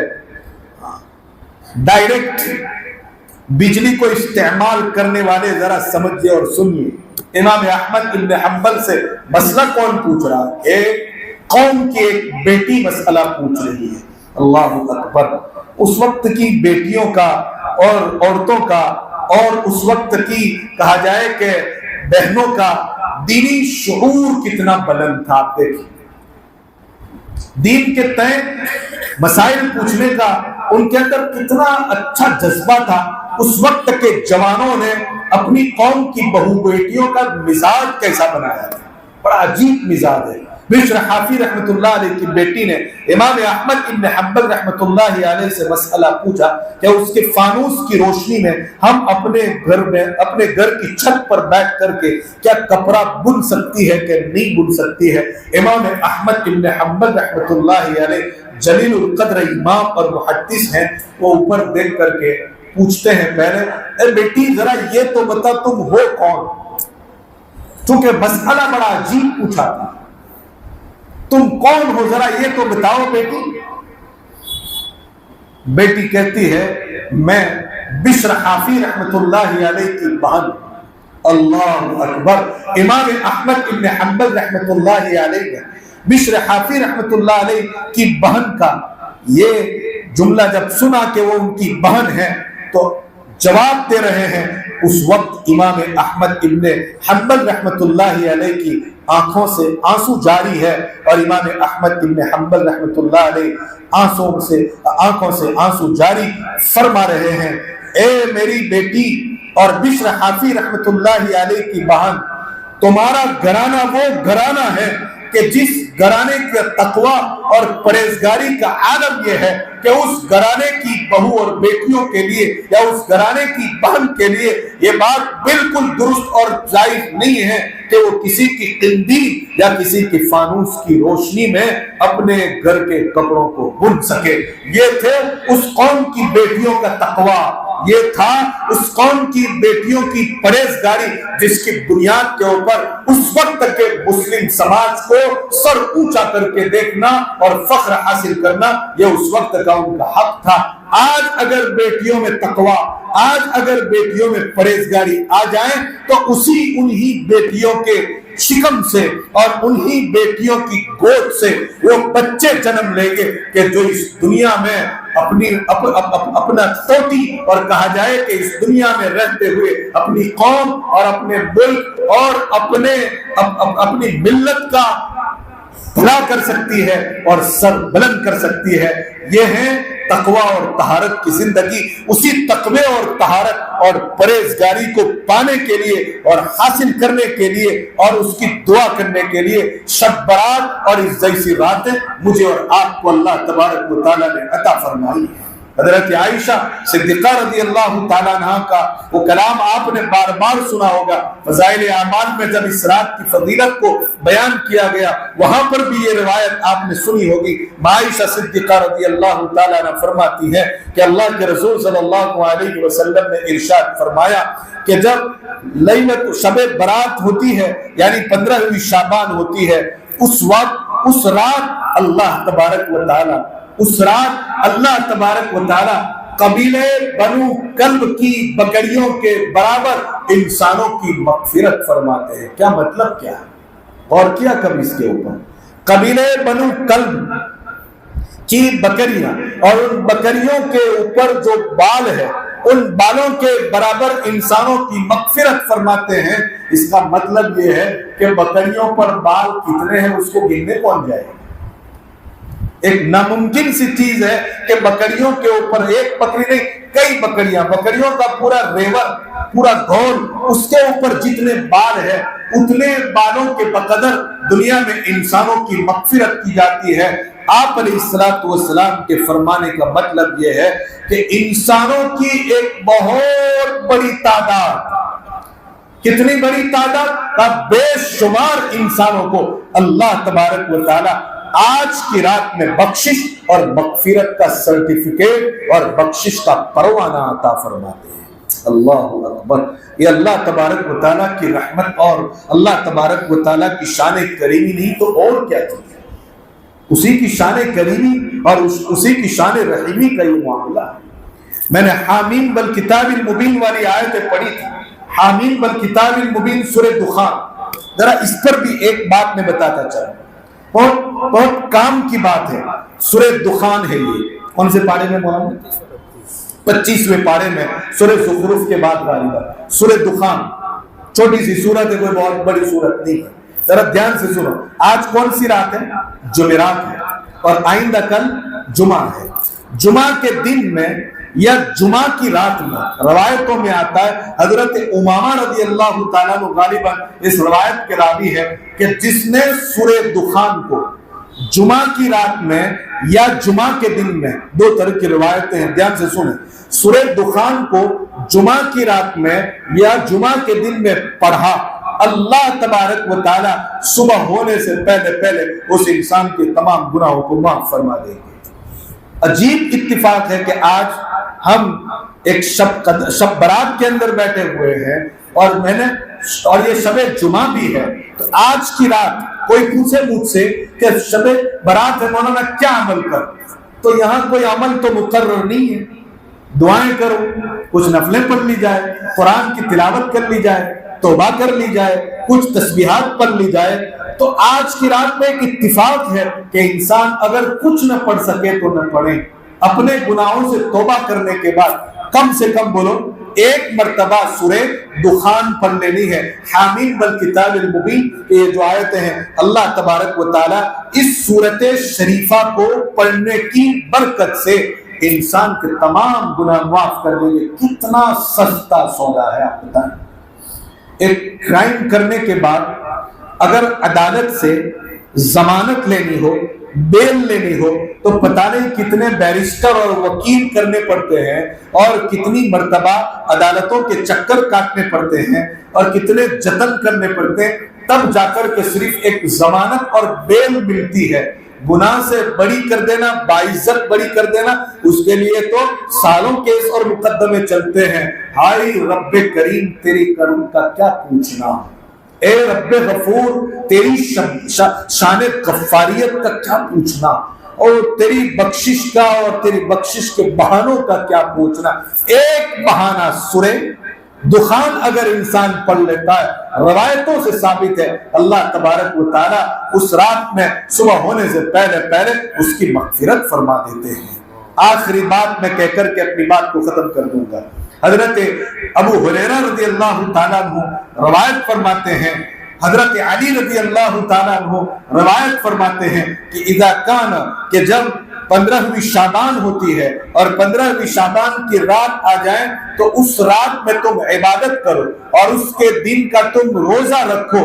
اس دن میں اللہ تبارک و تعالیٰ اوپر سے لے کر کے نیچے تک یعنی آسمان دنیا کے اوپر آ جاتے ہیں اور آ کر کے پکار کر کہتے ہیں حل من مستغفر، ہے کوئی اپنے گناہوں کی بخشش چاہنے والا، میں اس کی بخشش کر دوں، ہے کوئی مسترزق اپنا رزق مانگنے والا، میں اس کے لیے رزق کے دروازے کھول دوں، ہے کوئی مصیبتوں کا مارا، ہے کوئی پریشان حال، تیری پریشانیاں کچھ بھی ہو، کوئی بھی مصیبت تیری ہو، تو جس مصیبت کے اندر مبتلا ہو، ہے کوئی مصیبت کا مارا انسان جو اپنی مصیبت سے چھٹکارا چاہتا ہے، میں اس کو مصیبتوں سے چھٹکارا عطا کر دوں۔ اللہ تبارک و تعالی مغفرت چاہنے والے کی مغفرت فرماتے ہیں، رزق مانگنے والوں کو رزق عطا فرماتے ہیں، مصیبتوں کے مارے کی مصیبتوں کو دور فرماتے ہیں۔ اللہ کے رسول فرماتے ہیں یہ معاملہ کب تک رہتا ہے؟ صبح طلوع فجر تک یہ معاملہ رہتا ہے، صبح صادق تک یہ معاملہ رہتا ہے۔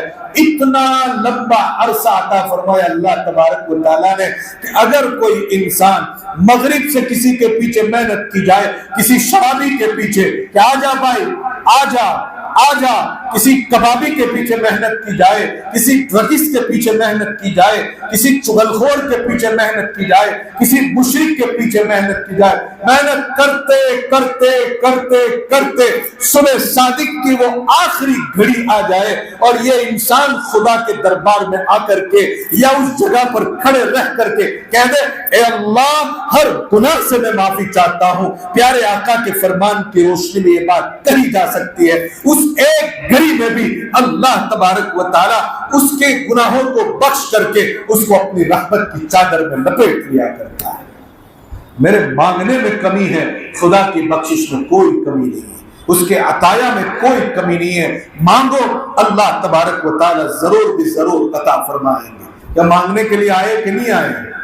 کیا مانگنا ہے وہ تو ہم نہیں پوچھیں گے, مگر آپ کے دلوں کے اندر ضرور تمنائیں ہیں, آپ کے دلوں میں ضرور آرزویں ہیں, آپ کے دلوں میں ضرور حسرتیں ہیں, آپ کے مسائل ہیں, آپ کے ڈیسیز ہیں, آپ کے پرابلمز ہیں, اور ہر مسئلے کا حل اور ہر ڈیسیز میں سولوشن آپ یہاں پر تلاش کرنے کے لیے آئے ہیں. اور اللہ تبارک و تعالی نے اسی لیے مجھے اور آپ کو یہ رات عطا فرمائی ہے.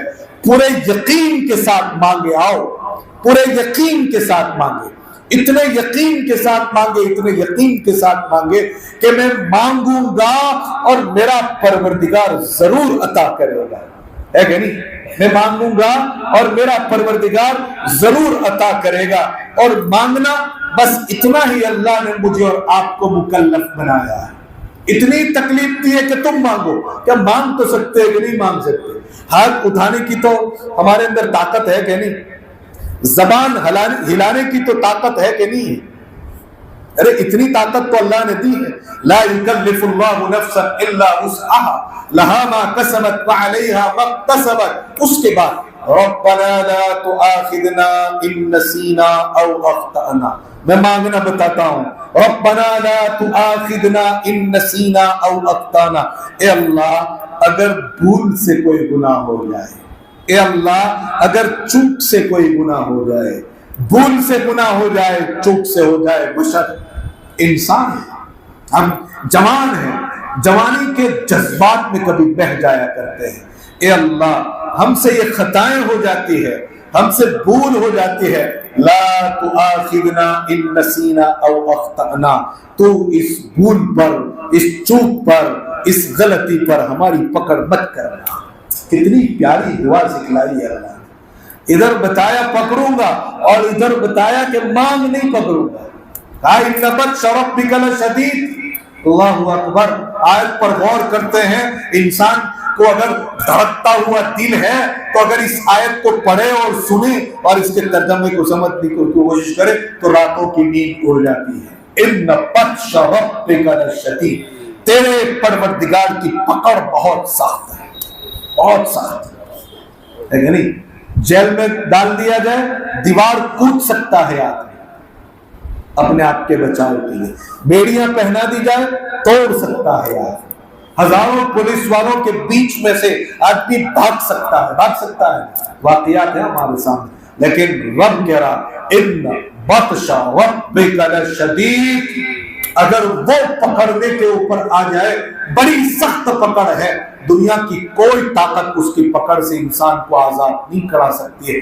وہی رب کہلا رہا ہے اس پکڑ سے بچنا ہے تو مانگ. لا تؤاخذنا ان نسینا او اخطأنا. میں ماحول بنانا چاہتا ہوں. لا تؤاخذنا ان نسینا او اخطأنا. اے اللہ اگر بھولے سے کوئی گناہ ہو جائے, چپ سے کوئی گناہ ہو جائے تو ہماری پکڑ مت کرنا. ربنا لا تحملنا ما لا طاقت لنا. اے اللہ جس بوجھ کو برداشت کرنے کی طاقت نہیں ہے وہ بوجھ ہمارے اوپر مت ڈالنا. اللہ اکبر. کتنی بڑی اور کتنی پیاری دعا اللہ تبارک و تعالی خود سکھلا رہے ہیں. ربنا لا تحملنا ما لا طاقت لنا به. کیا ہے؟ ربنا لا تحمل علينا إصرا كما حملته على الذين من قبلنا. ربنا ولا تحملنا ما لا طاقت لنا به. پھر اس کے بعد پڑھتے جاؤ واعف عنا واعف عنا. اے اللہ ہم کو معاف کر دے، واعف عنا، اے اللہ ہم کو معاف کر دے۔ امام صاحب نے پڑھا، اور جب کسی کا انتقال ہو جاتا ہے آپ کو پتا ہونا چاہیے اس کی پائنٹی کے اوپر، اس کے پاؤں کے پاس کھڑے رہ کر کے امام یا مولانا یہی دعا تو مانگتے ہیں۔ کیوں؟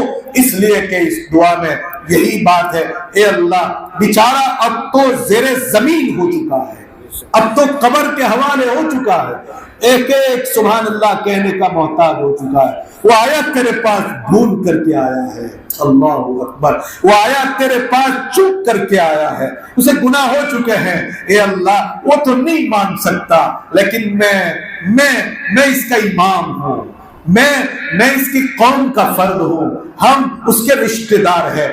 ایک التجا اللہ تجھ سے کرتے ہیں کہ لا تؤاخذنا، تو ہماری اور اس کی پکڑ مت کرنا، ولا تحمل واغفر لنا، ہماری مغفرت فرما دے، مغفرت فرما دے۔ اور مغفرت کیوں؟ اس لیے کہ تو بڑا رحیم ہے۔ واغفر لنا وارحمنا، ہم پر رحم فرما، ہم ہر گھڑی اور ہر لمحہ تیرے رحم و کرم کے محتاج ہے، ہم تیرے رحم کے بغیر زندگی کا ایک لمحہ بھی نہیں گزار سکتے ہیں۔ اے میرے رب وارحمنا واغفر لنا وارحمنا، انت مولانا، انت مولانا۔ کیوں ہم تجھ سے یہ التجا کرتے ہیں، ہم کیوں تجھ سے یہ درخواست کرتے ہیں؟ دنیا کے کسی امیر سے یہ درخواست نہیں کریں گے، دنیا سے کسی طاقتور سے یہ درخواست نہیں کریں گے، دنیا کے کسی بڑے زوراور سے یہ درخواست نہیں کریں گے۔ درخواست مغفرت کی کریں گے، تجھ سے کریں گے، مغفرت کی بھیک مانگیں گے، تجھ سے مانگیں گے، مغفرت اور بخشش کے لیے دامن پھیلائیں گے تو تجھی سے مانگے پھیلائیں گے۔ کیوں؟ انت مولانا۔ کوئی طاقتور ہمارے اوپر چاہے کتنی ہی بڑی طاقت کا ہتھوڑا لے کر کے کھڑا ہو جائے، وہ ہمارا مولا نہیں بن سکتا، چاہے وہ امریکہ کا پریزیڈنٹ ٹرمپ ہی کیوں نہ ہو۔ ایک بچے کا میں آج ہی وہ ایک چھوٹا سا عربی زبان میں کلپ سن رہا تھا، جو غزہ کی سڑک کے اوپر کھڑے کھڑے وہ کہہ رہا تھا۔ کیا کہہ رہا تھا؟ جس کا مفہوم میں آپ کے سامنے بیان کر دوں۔ وہ بچہ کہہ رہا تھا کہ دنیا میں فرعون بھی آیا اور بڑا طاقتور فرعون آیا، جس نے انا ربکم الاعلی کہا، جس کو اپنی طاقت کے اوپر گھمنڈ تھا، لیکن دنیا کو وہ جھکانا چاہتا تھا۔ ایک موسیٰ جھک نہیں سکا، اور جب موسیٰ کو پکڑنے کے لیے وہ سمندر کے اندر پیچھے پیچھے چلتا ہے، طاقت کا نشہ تھا، انا ربکم الاعلی، اور سپریمیسی اور سپریم ہونے کا دعویٰ کر رہا تھا، مگر تیرنا تک نہیں جانتا تھا۔ اتنی طاقت کا نشہ تھا، اتنی طاقت کا نشہ تھا، مگر سمندر میں تیرنا نہیں جانتا تھا۔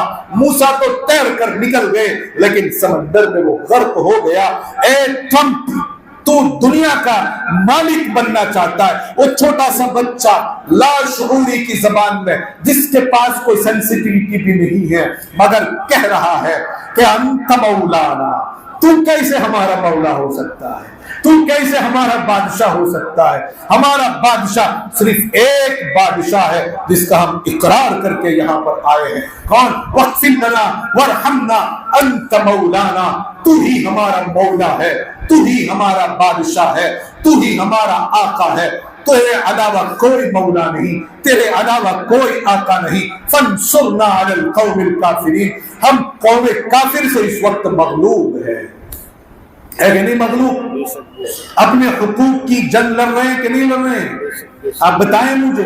اتنا کہنا یہ میرا فنڈامنٹل رائٹ ہے، یہ میرا بنیادی حق ہے، یہ میرا کانسٹیٹیوشنلی رائٹ ہے، مجھے اتنا کہنے کی وطن عزیز میں اجازت ہے۔ میری ان قربانیوں کا یہ صدقہ جس میں مجھے اتنا بولنے کی اجازت ہے کہ اس وقت ہم مغلوب ہے، اس وقت ہمارے اوپر کوئی ہے جو ہم کو دبا رہا ہے، جو ہماری شریعت کا، ہمارے شرعی حقوق کا کیا کر رہا ہے؟ ہم سے چھین کر کے ہمیں محروم کرنا چاہتا ہے۔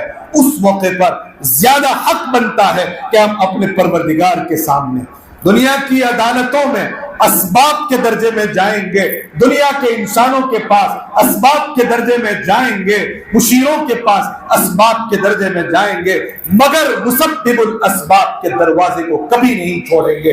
اسباب کون پیدا کرتا ہے؟ اللہ پیدا کرتا ہے۔ اس اللہ سے ہم کہتے ہیں انت مولانا فانصرنا علی القوم الکافرین، تو ہی ہمارا مولا ہے، سو کافر قوم کے مقابلے میں، منکرین خدا کے مقابلے میں تو ہماری مدد فرما، تو ہماری نصرت فرما۔ یہ دعائیں ہیں جو قرآن نے مجھے اور آپ کو سکھلائی ہے، اور اس طرح کے ماحول میں اس طرح کی دعائیں کی جاتی ہے۔ اللہ کی ذات سے کبھی امید رکھتے ہیں کہ اللہ ایسی دعاؤں کو قبول فرماتے ہیں۔ یہ بہت بڑی بات ہے۔ آج مدینہ مسجد میں بیٹھ کر کے مجھے پیغام سنانے کا موقع ملا، اس پر میں سب سے پہلے اللہ رب العزت کا شکر گزار ہوں۔ مولانا منور عالم صاحب پچھلے کئی دنوں سے، بلکہ 2-3 ہفتے سے اس بات کے دائی رہے اور متمنی رہے۔ میں نے کہا میرا ایک سفر ہے، مولانا ہارون صاحب سے آپ کہہ کر کے رکھیں کہ بھائی اگر میں نہ پہنچ سکوں تو آپ مولانا ہارون صاحب کم سے کم رہے، تاکہ اپنا قرآنی پیغام وہ آپ تک پہنچا سکے۔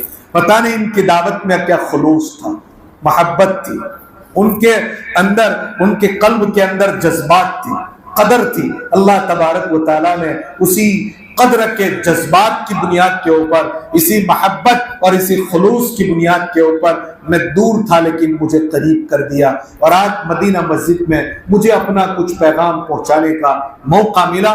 میں اس پر اللہ تبارک و تعالیٰ کا شکر ادا کرتا ہوں۔ مدینہ مسجد میں اس سے پہلے بھی میری حاضری ہوئی ہے جمعہ کے موقعوں کے اوپر، لیکن کافی سالوں پہلے۔ میں جب بھی آتا ہوں دیکھتا ہوں اس میں کچھ نہ کچھ تجدید مجھے نظر آتی ہے، کبھی رینوویشن کے تعلق سے تو کبھی رنگ روگن کے تعلق سے، ہر مرتبہ کچھ نہ کچھ نیا نظر آتا ہے۔ بہت ممکن ہے کہ اس وقت کوئی نہ کوئی کام چلتا ہوگا۔ اتنے خوبصورت ماحول میں، اتنی مضبوط بلڈنگ کے اندر جس کو مسجد کہا جاتا ہے، ہم بیٹھے ہوئے ہیں۔ ہم میں کہ ہر نمازی کی یہ ذمہ داری بنتی ہے کہ اس کے مینٹیننس کے لیے، اس کی ضرورتوں کو پورا کرنے کے لیے اللہ نے مجھے اور آپ کو جو عطا فرمایا ہے اور جتنا عطا فرمایا ہے اس میں سے تھوڑا سا حصہ مجھے اور آپ، میرے اور آپ کے اوپر حق بنتا ہے کہ ہم اس مسجد کو دے کر کے جائیں۔ یہ ذمہ دار لیں گے، لیکن کس کے لیے؟ مسجد کے لیے۔ آپ دونوں کا فرق سمجھیے، ذمہ داروں کو نہیں دینا ہے، ذمہ دار کو اپنی ذمہ داری کی بنیاد پر وصول کریں گے، لیکن ہم دیں گے کس کو؟ مسجد کو دیں گے۔ اور یاد رکھیں خدا کے گھر میں دیا جانے والا یہ وہ روپیہ ہے کہ جس روپیے کو اللہ تبارک و تعالی روز قیامت اجر کی شکل میں مجھے اور آپ کو عطا فرمائیں گے، اس وقت ہم تمنا کریں گے کاش پوری دولت میں اگر اللہ کی راہ میں لٹا کر کے آتا، تب بھی میرے لیے یہ سودا بہت ہی آسان اور بہت ہی کہا جائے کہ سستا سودا تھا۔ اس وقت انسان تمنا کرے گا۔ میں آپ سے یہ اپیل کر کے جانا چاہتا ہوں کہ آج موجود ہر فرد دعا سے پہلے یہ نیت کر لے، دعا سے پہلے یہ نیت کر لے کہ میں اپنی مسجد کے لیے کچھ نہ کچھ دے کر کے جاؤں گا۔ حضرات صحابہ خدمت اقدس یعنی نبی اکرم صلی اللہ علیہ وسلم کی خدمت میں جب جایا کرتے تھے تو آپ کی خدمت میں جانے سے پہلے کچھ نہ کچھ اپنی استطاعت اور طاقت کے مطابق صدقہ نکال کر کے جاتے تھے۔ اس لیے بعض علماء نے فرمایا کہ اگر مدینہ پاک کی حاضری ہو، ذرا دھیان سے سنو، مدینہ پاک کی حاضری ہو، اللہ مجھے اور آپ کو بار بار مدینہ پاک کی حاضری کی دولت سے مالا مال فرماوے اور ہمیں مقبول صلاۃ و سلام پیش کرنے کی سعادت نصیب فرماوے، حج مبرور اور حج مقبول اللہ تبارک و تعالی عطا فرمائے کہ جب بھی بارگاہ رسالت کی حاضری ہو، مدینہ رسول کی حاضری ہو، تو اس در پر جانے سے پہلے ہم فقیروں کو چاہیے کہ کچھ نہ کچھ مال اپنے مال میں سے صدقہ نکال کر کے راہ خدا میں خرچ کیا کرے۔ اسے سمجھ میں آتا ہے کہ ہر کار خیر سے پہلے، ہر اچھے کام سے پہلے کچھ نہ کچھ مال للہ فی اللہ دینا چاہیے۔ کیوں؟ اس وجہ سے کہ اس مال کے دینے کی بنیاد کے اوپر اللہ کی رحمت متوجہ ہوتی ہے اور اب ہمارا عمل قبولیت کے انتہائی زیادہ قریب ہو جاتا ہے. تو ہم 1 روپے سے شروعات کریں گے اور ہم اپنی استطاعت کے مطابق اس مسجد کو یا ہماری جو مسجدیں ہیں مدرسے ہیں ان سب کو اپنے گاڑے پسینے کی کمائی میں سے کچھ نہ کچھ انشاءاللہ دے کر جائیں گے کہ نہیں؟ اور صرف یہ آج کے لیے نہیں، زندگی کے آخری سانس تک کے لیے انشاءاللہ یہ کام کرتے چلے کریں گے انشاءاللہ. بہت ممکن ہے میں نے اپنا پیغام آپ کو سمجھایا کہ نہیں سمجھایا، بہت ممکن ہے کہ میں سمجھا چکا. بس اللہ تبارک و تعالی قبول فرماوے.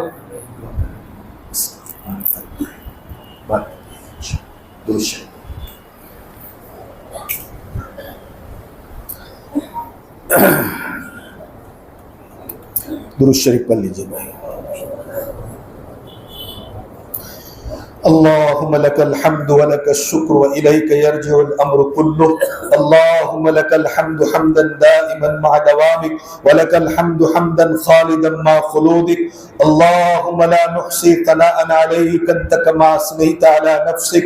اللهم صل على سيدنا محمد وعلى آل سيدنا محمد وبارك وسلم. اللهم صل على محمد النبي الأمي الطاهر الزكي صلاة تحل بها العقد وتفك بها الكرب. اللهم صل على محمد ما اختلف الملوان وتعاقب العصران وكرر الجديدان واستقل الفرقدان. وبلغ روحه وأرواح أهل بيته منا التحية والسلام وبارك وسلم تسليما كثيرا كثيرا. اللهم ربنا ظلمنا أنفسنا وإن لم تغفر لنا وترحمنا لنكونن من الخاسرين. اللهم أنت ربي لا إله إلا أنت خلقتني وأنا عبدك وأنا على عهدك ووعدك ما استطعت. أعوذ بك من شر ما صنعت. أبوء لك بنعمتك علي أبوء بذنبي فاغفر لي فإنه لا يغفر الذنوب إلا أنت. فاغفر لنا فإنه لا يغفر الذنوب إلا أنت. فاغفر لنا فإنه لا يغفر الذنوب إلا أنت. رب إني ظلمت نفسي ظلما كثيرا ولا يغفر الذنوب إلا أنت. فاغفر لي مغفرة من عندك وارحمني إنك أنت الغفور الرحيم. لا إله إلا أنت سبحانك إني كنت من الظالمين. لا إله إلا أنت سبحانك إني كنت من الظالمين. لا إله إلا أنت سبحانك إني كنت من الظالمين. ربنا آتنا في الدنيا حسنة وفي الآخرة حسنة وقنا عذاب النار وقنا عذاب القبر وقنا عذاب الحشر وقنا عذاب الفقر وقنا عذاب الدين. واحشرنا يوم القيامة مع المتقين مع الإيمان. واحشرنا يوم القيامة مع المتقين مع الأبرار. واحشرنا يوم القيامة مع المتقين مع الأبرار. اللهم توفنا مسلمين والحقنا بالصالحين. اللهم غير خزايا ولا ندامة ولا مفتونين. اللهم إنا نعوذ بك من الفتن ما ظهر منها وما بطن. اللهم اصلح لنا شأننا كله ولا تكلنا إلى أنفسنا طرفة عين ولا تنزع منا صالح ما أعطيتنا. اللهم إنا نسألك خير هذه الليلة فتحها ونصرها ونورها وبركتها وهداها. اللهم إنا نعوذ بك من شر ما فيها وشر ما بعدها. اللهم استر عوراتنا وآمن روعاتنا.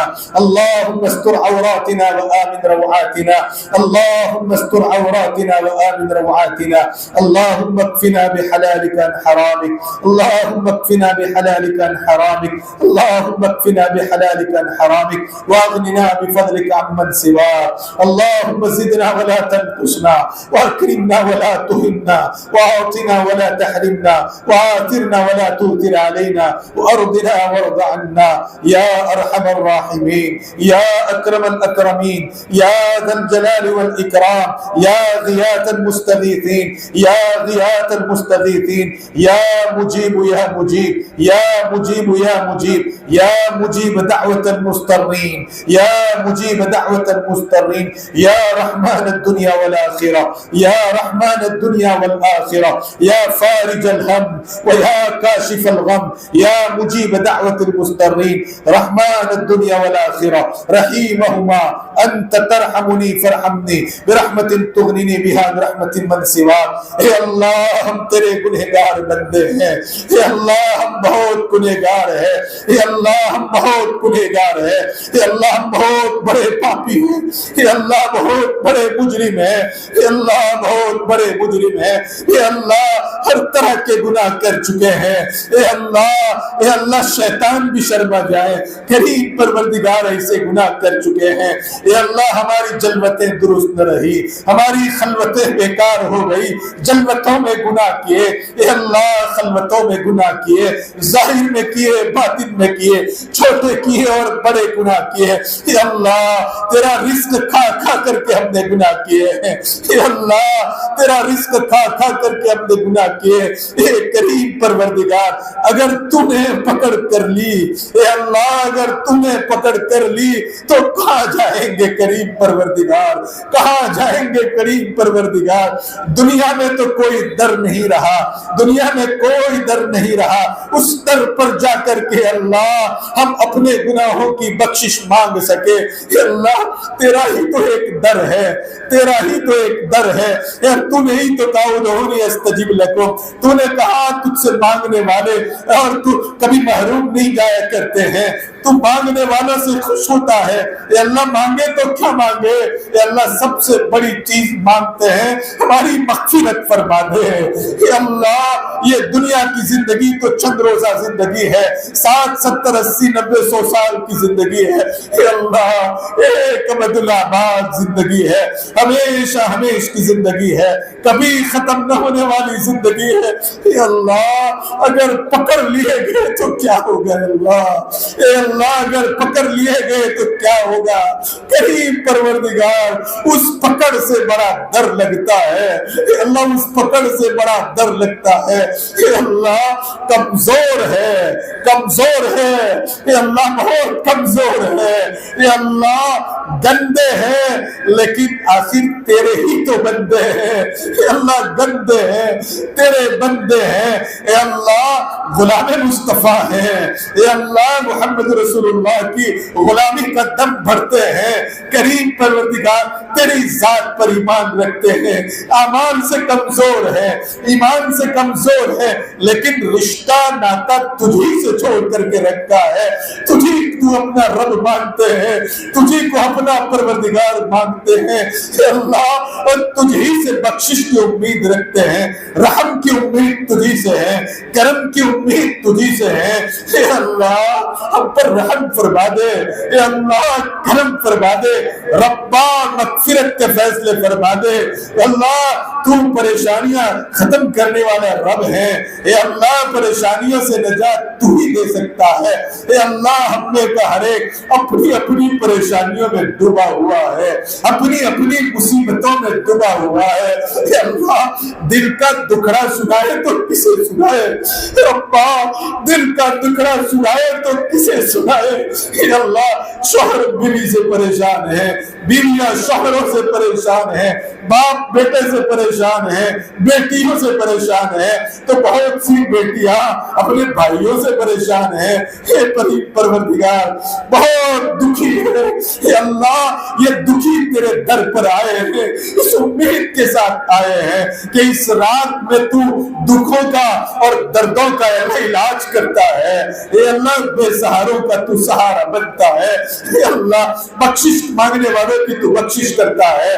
مغفرت کے طالبین کی تو مغفرت کرتا ہے، رزق مانگنے والوں کے لیے تو رزق کے دروازے کھولتا ہے، اے اللہ بڑی امیدوں کے ساتھ تیرے در پر آئے ہیں، اے اللہ ان کو جب باتیں بتائی گئی ان کے دل میں دھڑس بنی تھی، اے اللہ امیدیں جاگ گئی ہیں، کریم پروردگار اتنی بڑی امید سے جب مانگ رہے ہیں اور ہاتھ اٹھائے ہوئے ہیں اور دامن پسارے ہوئے ہیں تجھ جیسا غنی رب، تو نے بڑے بڑے گنہگاروں کو بخش دیا، بڑے بڑے متکبروں نے جب اے اللہ اٹھایا تو نے ان کو معاف کر دیا۔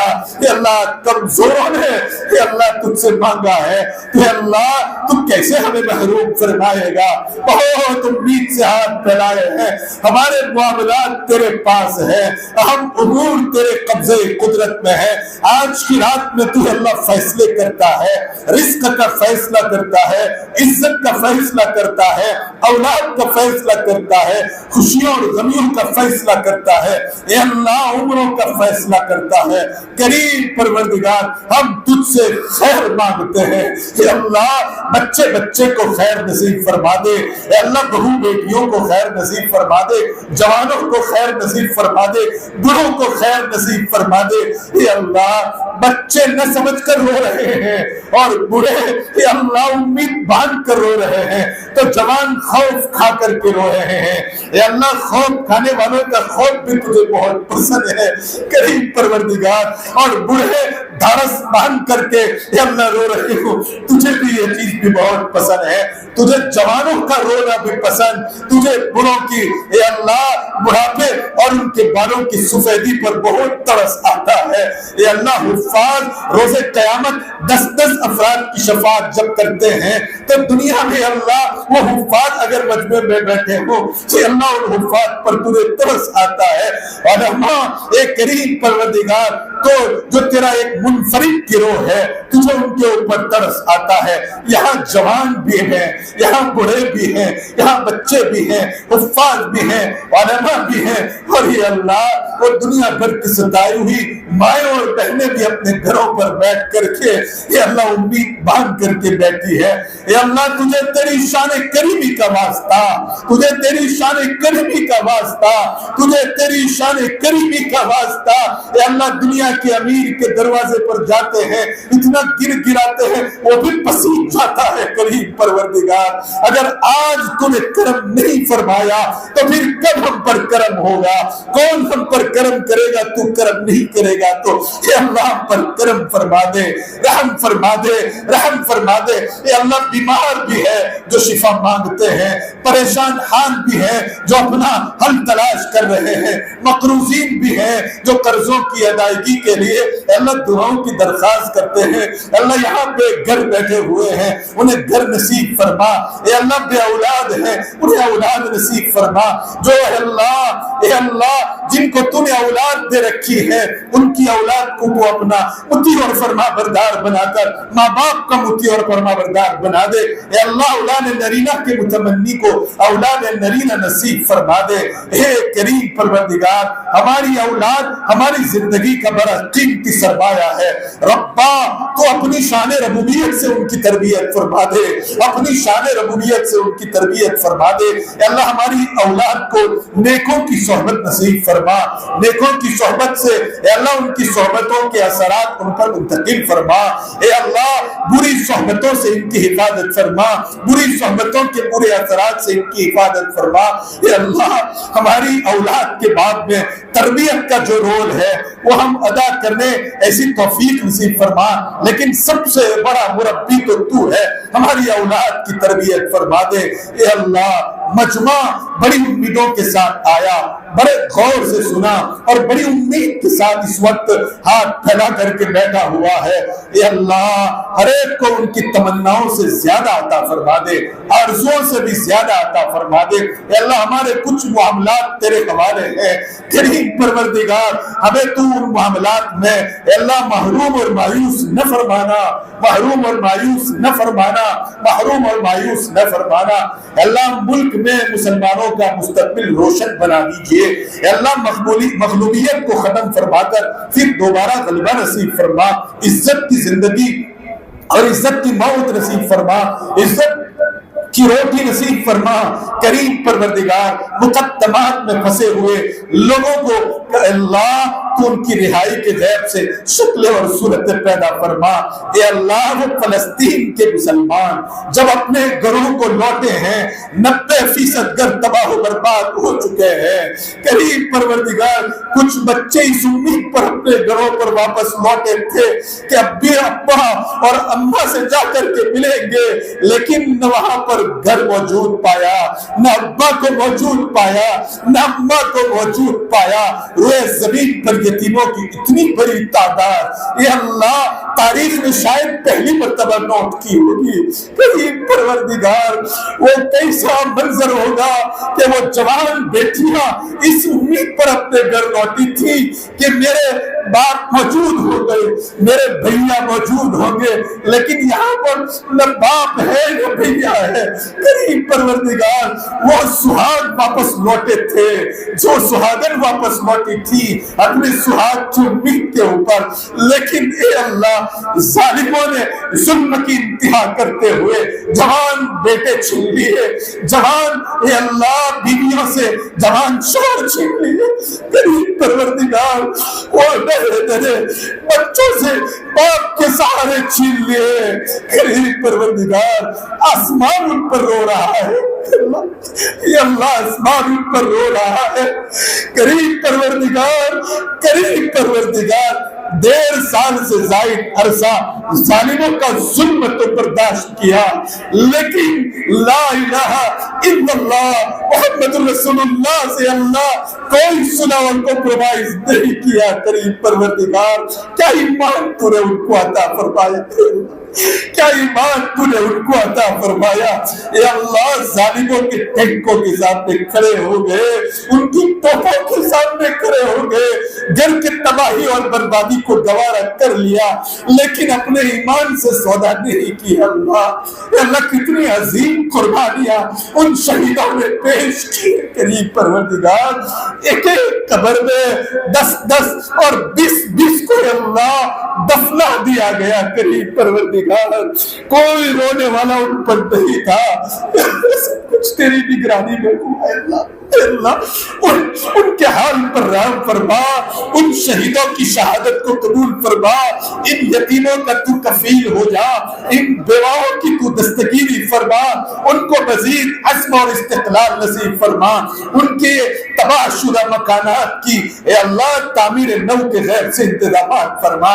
اے اللہ یہ اسرا اور بسرا کا طوفان تھا، اسرا تو ہو چکا کہ قیدیوں کی رہائی کا آغاز ہوا، مسرا یعنی بیت المقدس کی بازیابی کے لیے اتنی عظیم قربانیاں انہوں نے پیش کی ہیں۔ اے اللہ ہمارے کان اب ان خبروں کو سننے کے لیے بےتاب ہیں کہ کل کی صبح یا ایک دن کی صبح سورج طلوع ہوگا، اور سورج طلوع ہوتے ہی ہمارے کانوں میں مسجد اقصی کی اے اللہ آزادی کی خبریں پڑے گی، اور اے اللہ خوشی سے تکبیر بلند ہوگی۔ کریم پروردگار یہ امید رکھتے ہیں اللہ اس پورے مجمع کو قبول فرما لے۔ اے اللہ گھروں پر بیٹھ کر سننے والی ماں اور بہنوں کو قبول فرما لے۔ انہوں نے دعا کے لیے کہا، اے اللہ ہر ایک کی جائز تمنائیں پوری فرما، ہمارے مرحومین کی بال بال مغفرت فرما، ہمارے اساتذہ مشائخ جو بقید حیات ہیں اے اللہ ان کی عمروں میں برکتیں نصیب فرما، ان کے فیوض و برکات سے ہم سب کو مالا مال فرما۔ ہمارے اساتذہ ہمارے مشائخ جو تیری آغوش میں آ چکے ہیں اے اللہ ان کی کروٹ کروٹ مغفرت فرما، ان کے درجات کو بلند فرما۔ اے اللہ عمر عزیز کا جو حصہ باقی ہے اے اللہ تیری مرضیات پر گزارنا آسان فرما، جو مانگا عطا فرما، مانگنے سے رہ گئے وہ بھی عطا فرما، اپنی شان عطا فرما، جناب نبی کریم صلی اللہ علیہ وسلم کے صدقے میں عطا فرما۔ انبیاء، اولیاء، شہداء، صدیقین، صالحین تیرے نیک بندے اور ان کے نیک اعمال کے صدقے میں عطا فرما۔ اور آج شب برات ہے اے اللہ اس کی تمام برکتیں ہمارے لیے مقدر و میسر فرما۔ اللہم انا نسألک من خیر ما سألک به نبیک و حبیبک محمد صلی اللہ علیہ وسلم ونعوذ بک من شر ما استعاذک منه نبیک و حبیبک محمد صلی اللہ علیہ وسلم وانت المستعان وعلیک البلاغ ولا حول ولا قوة الا بالله العلی العظیم۔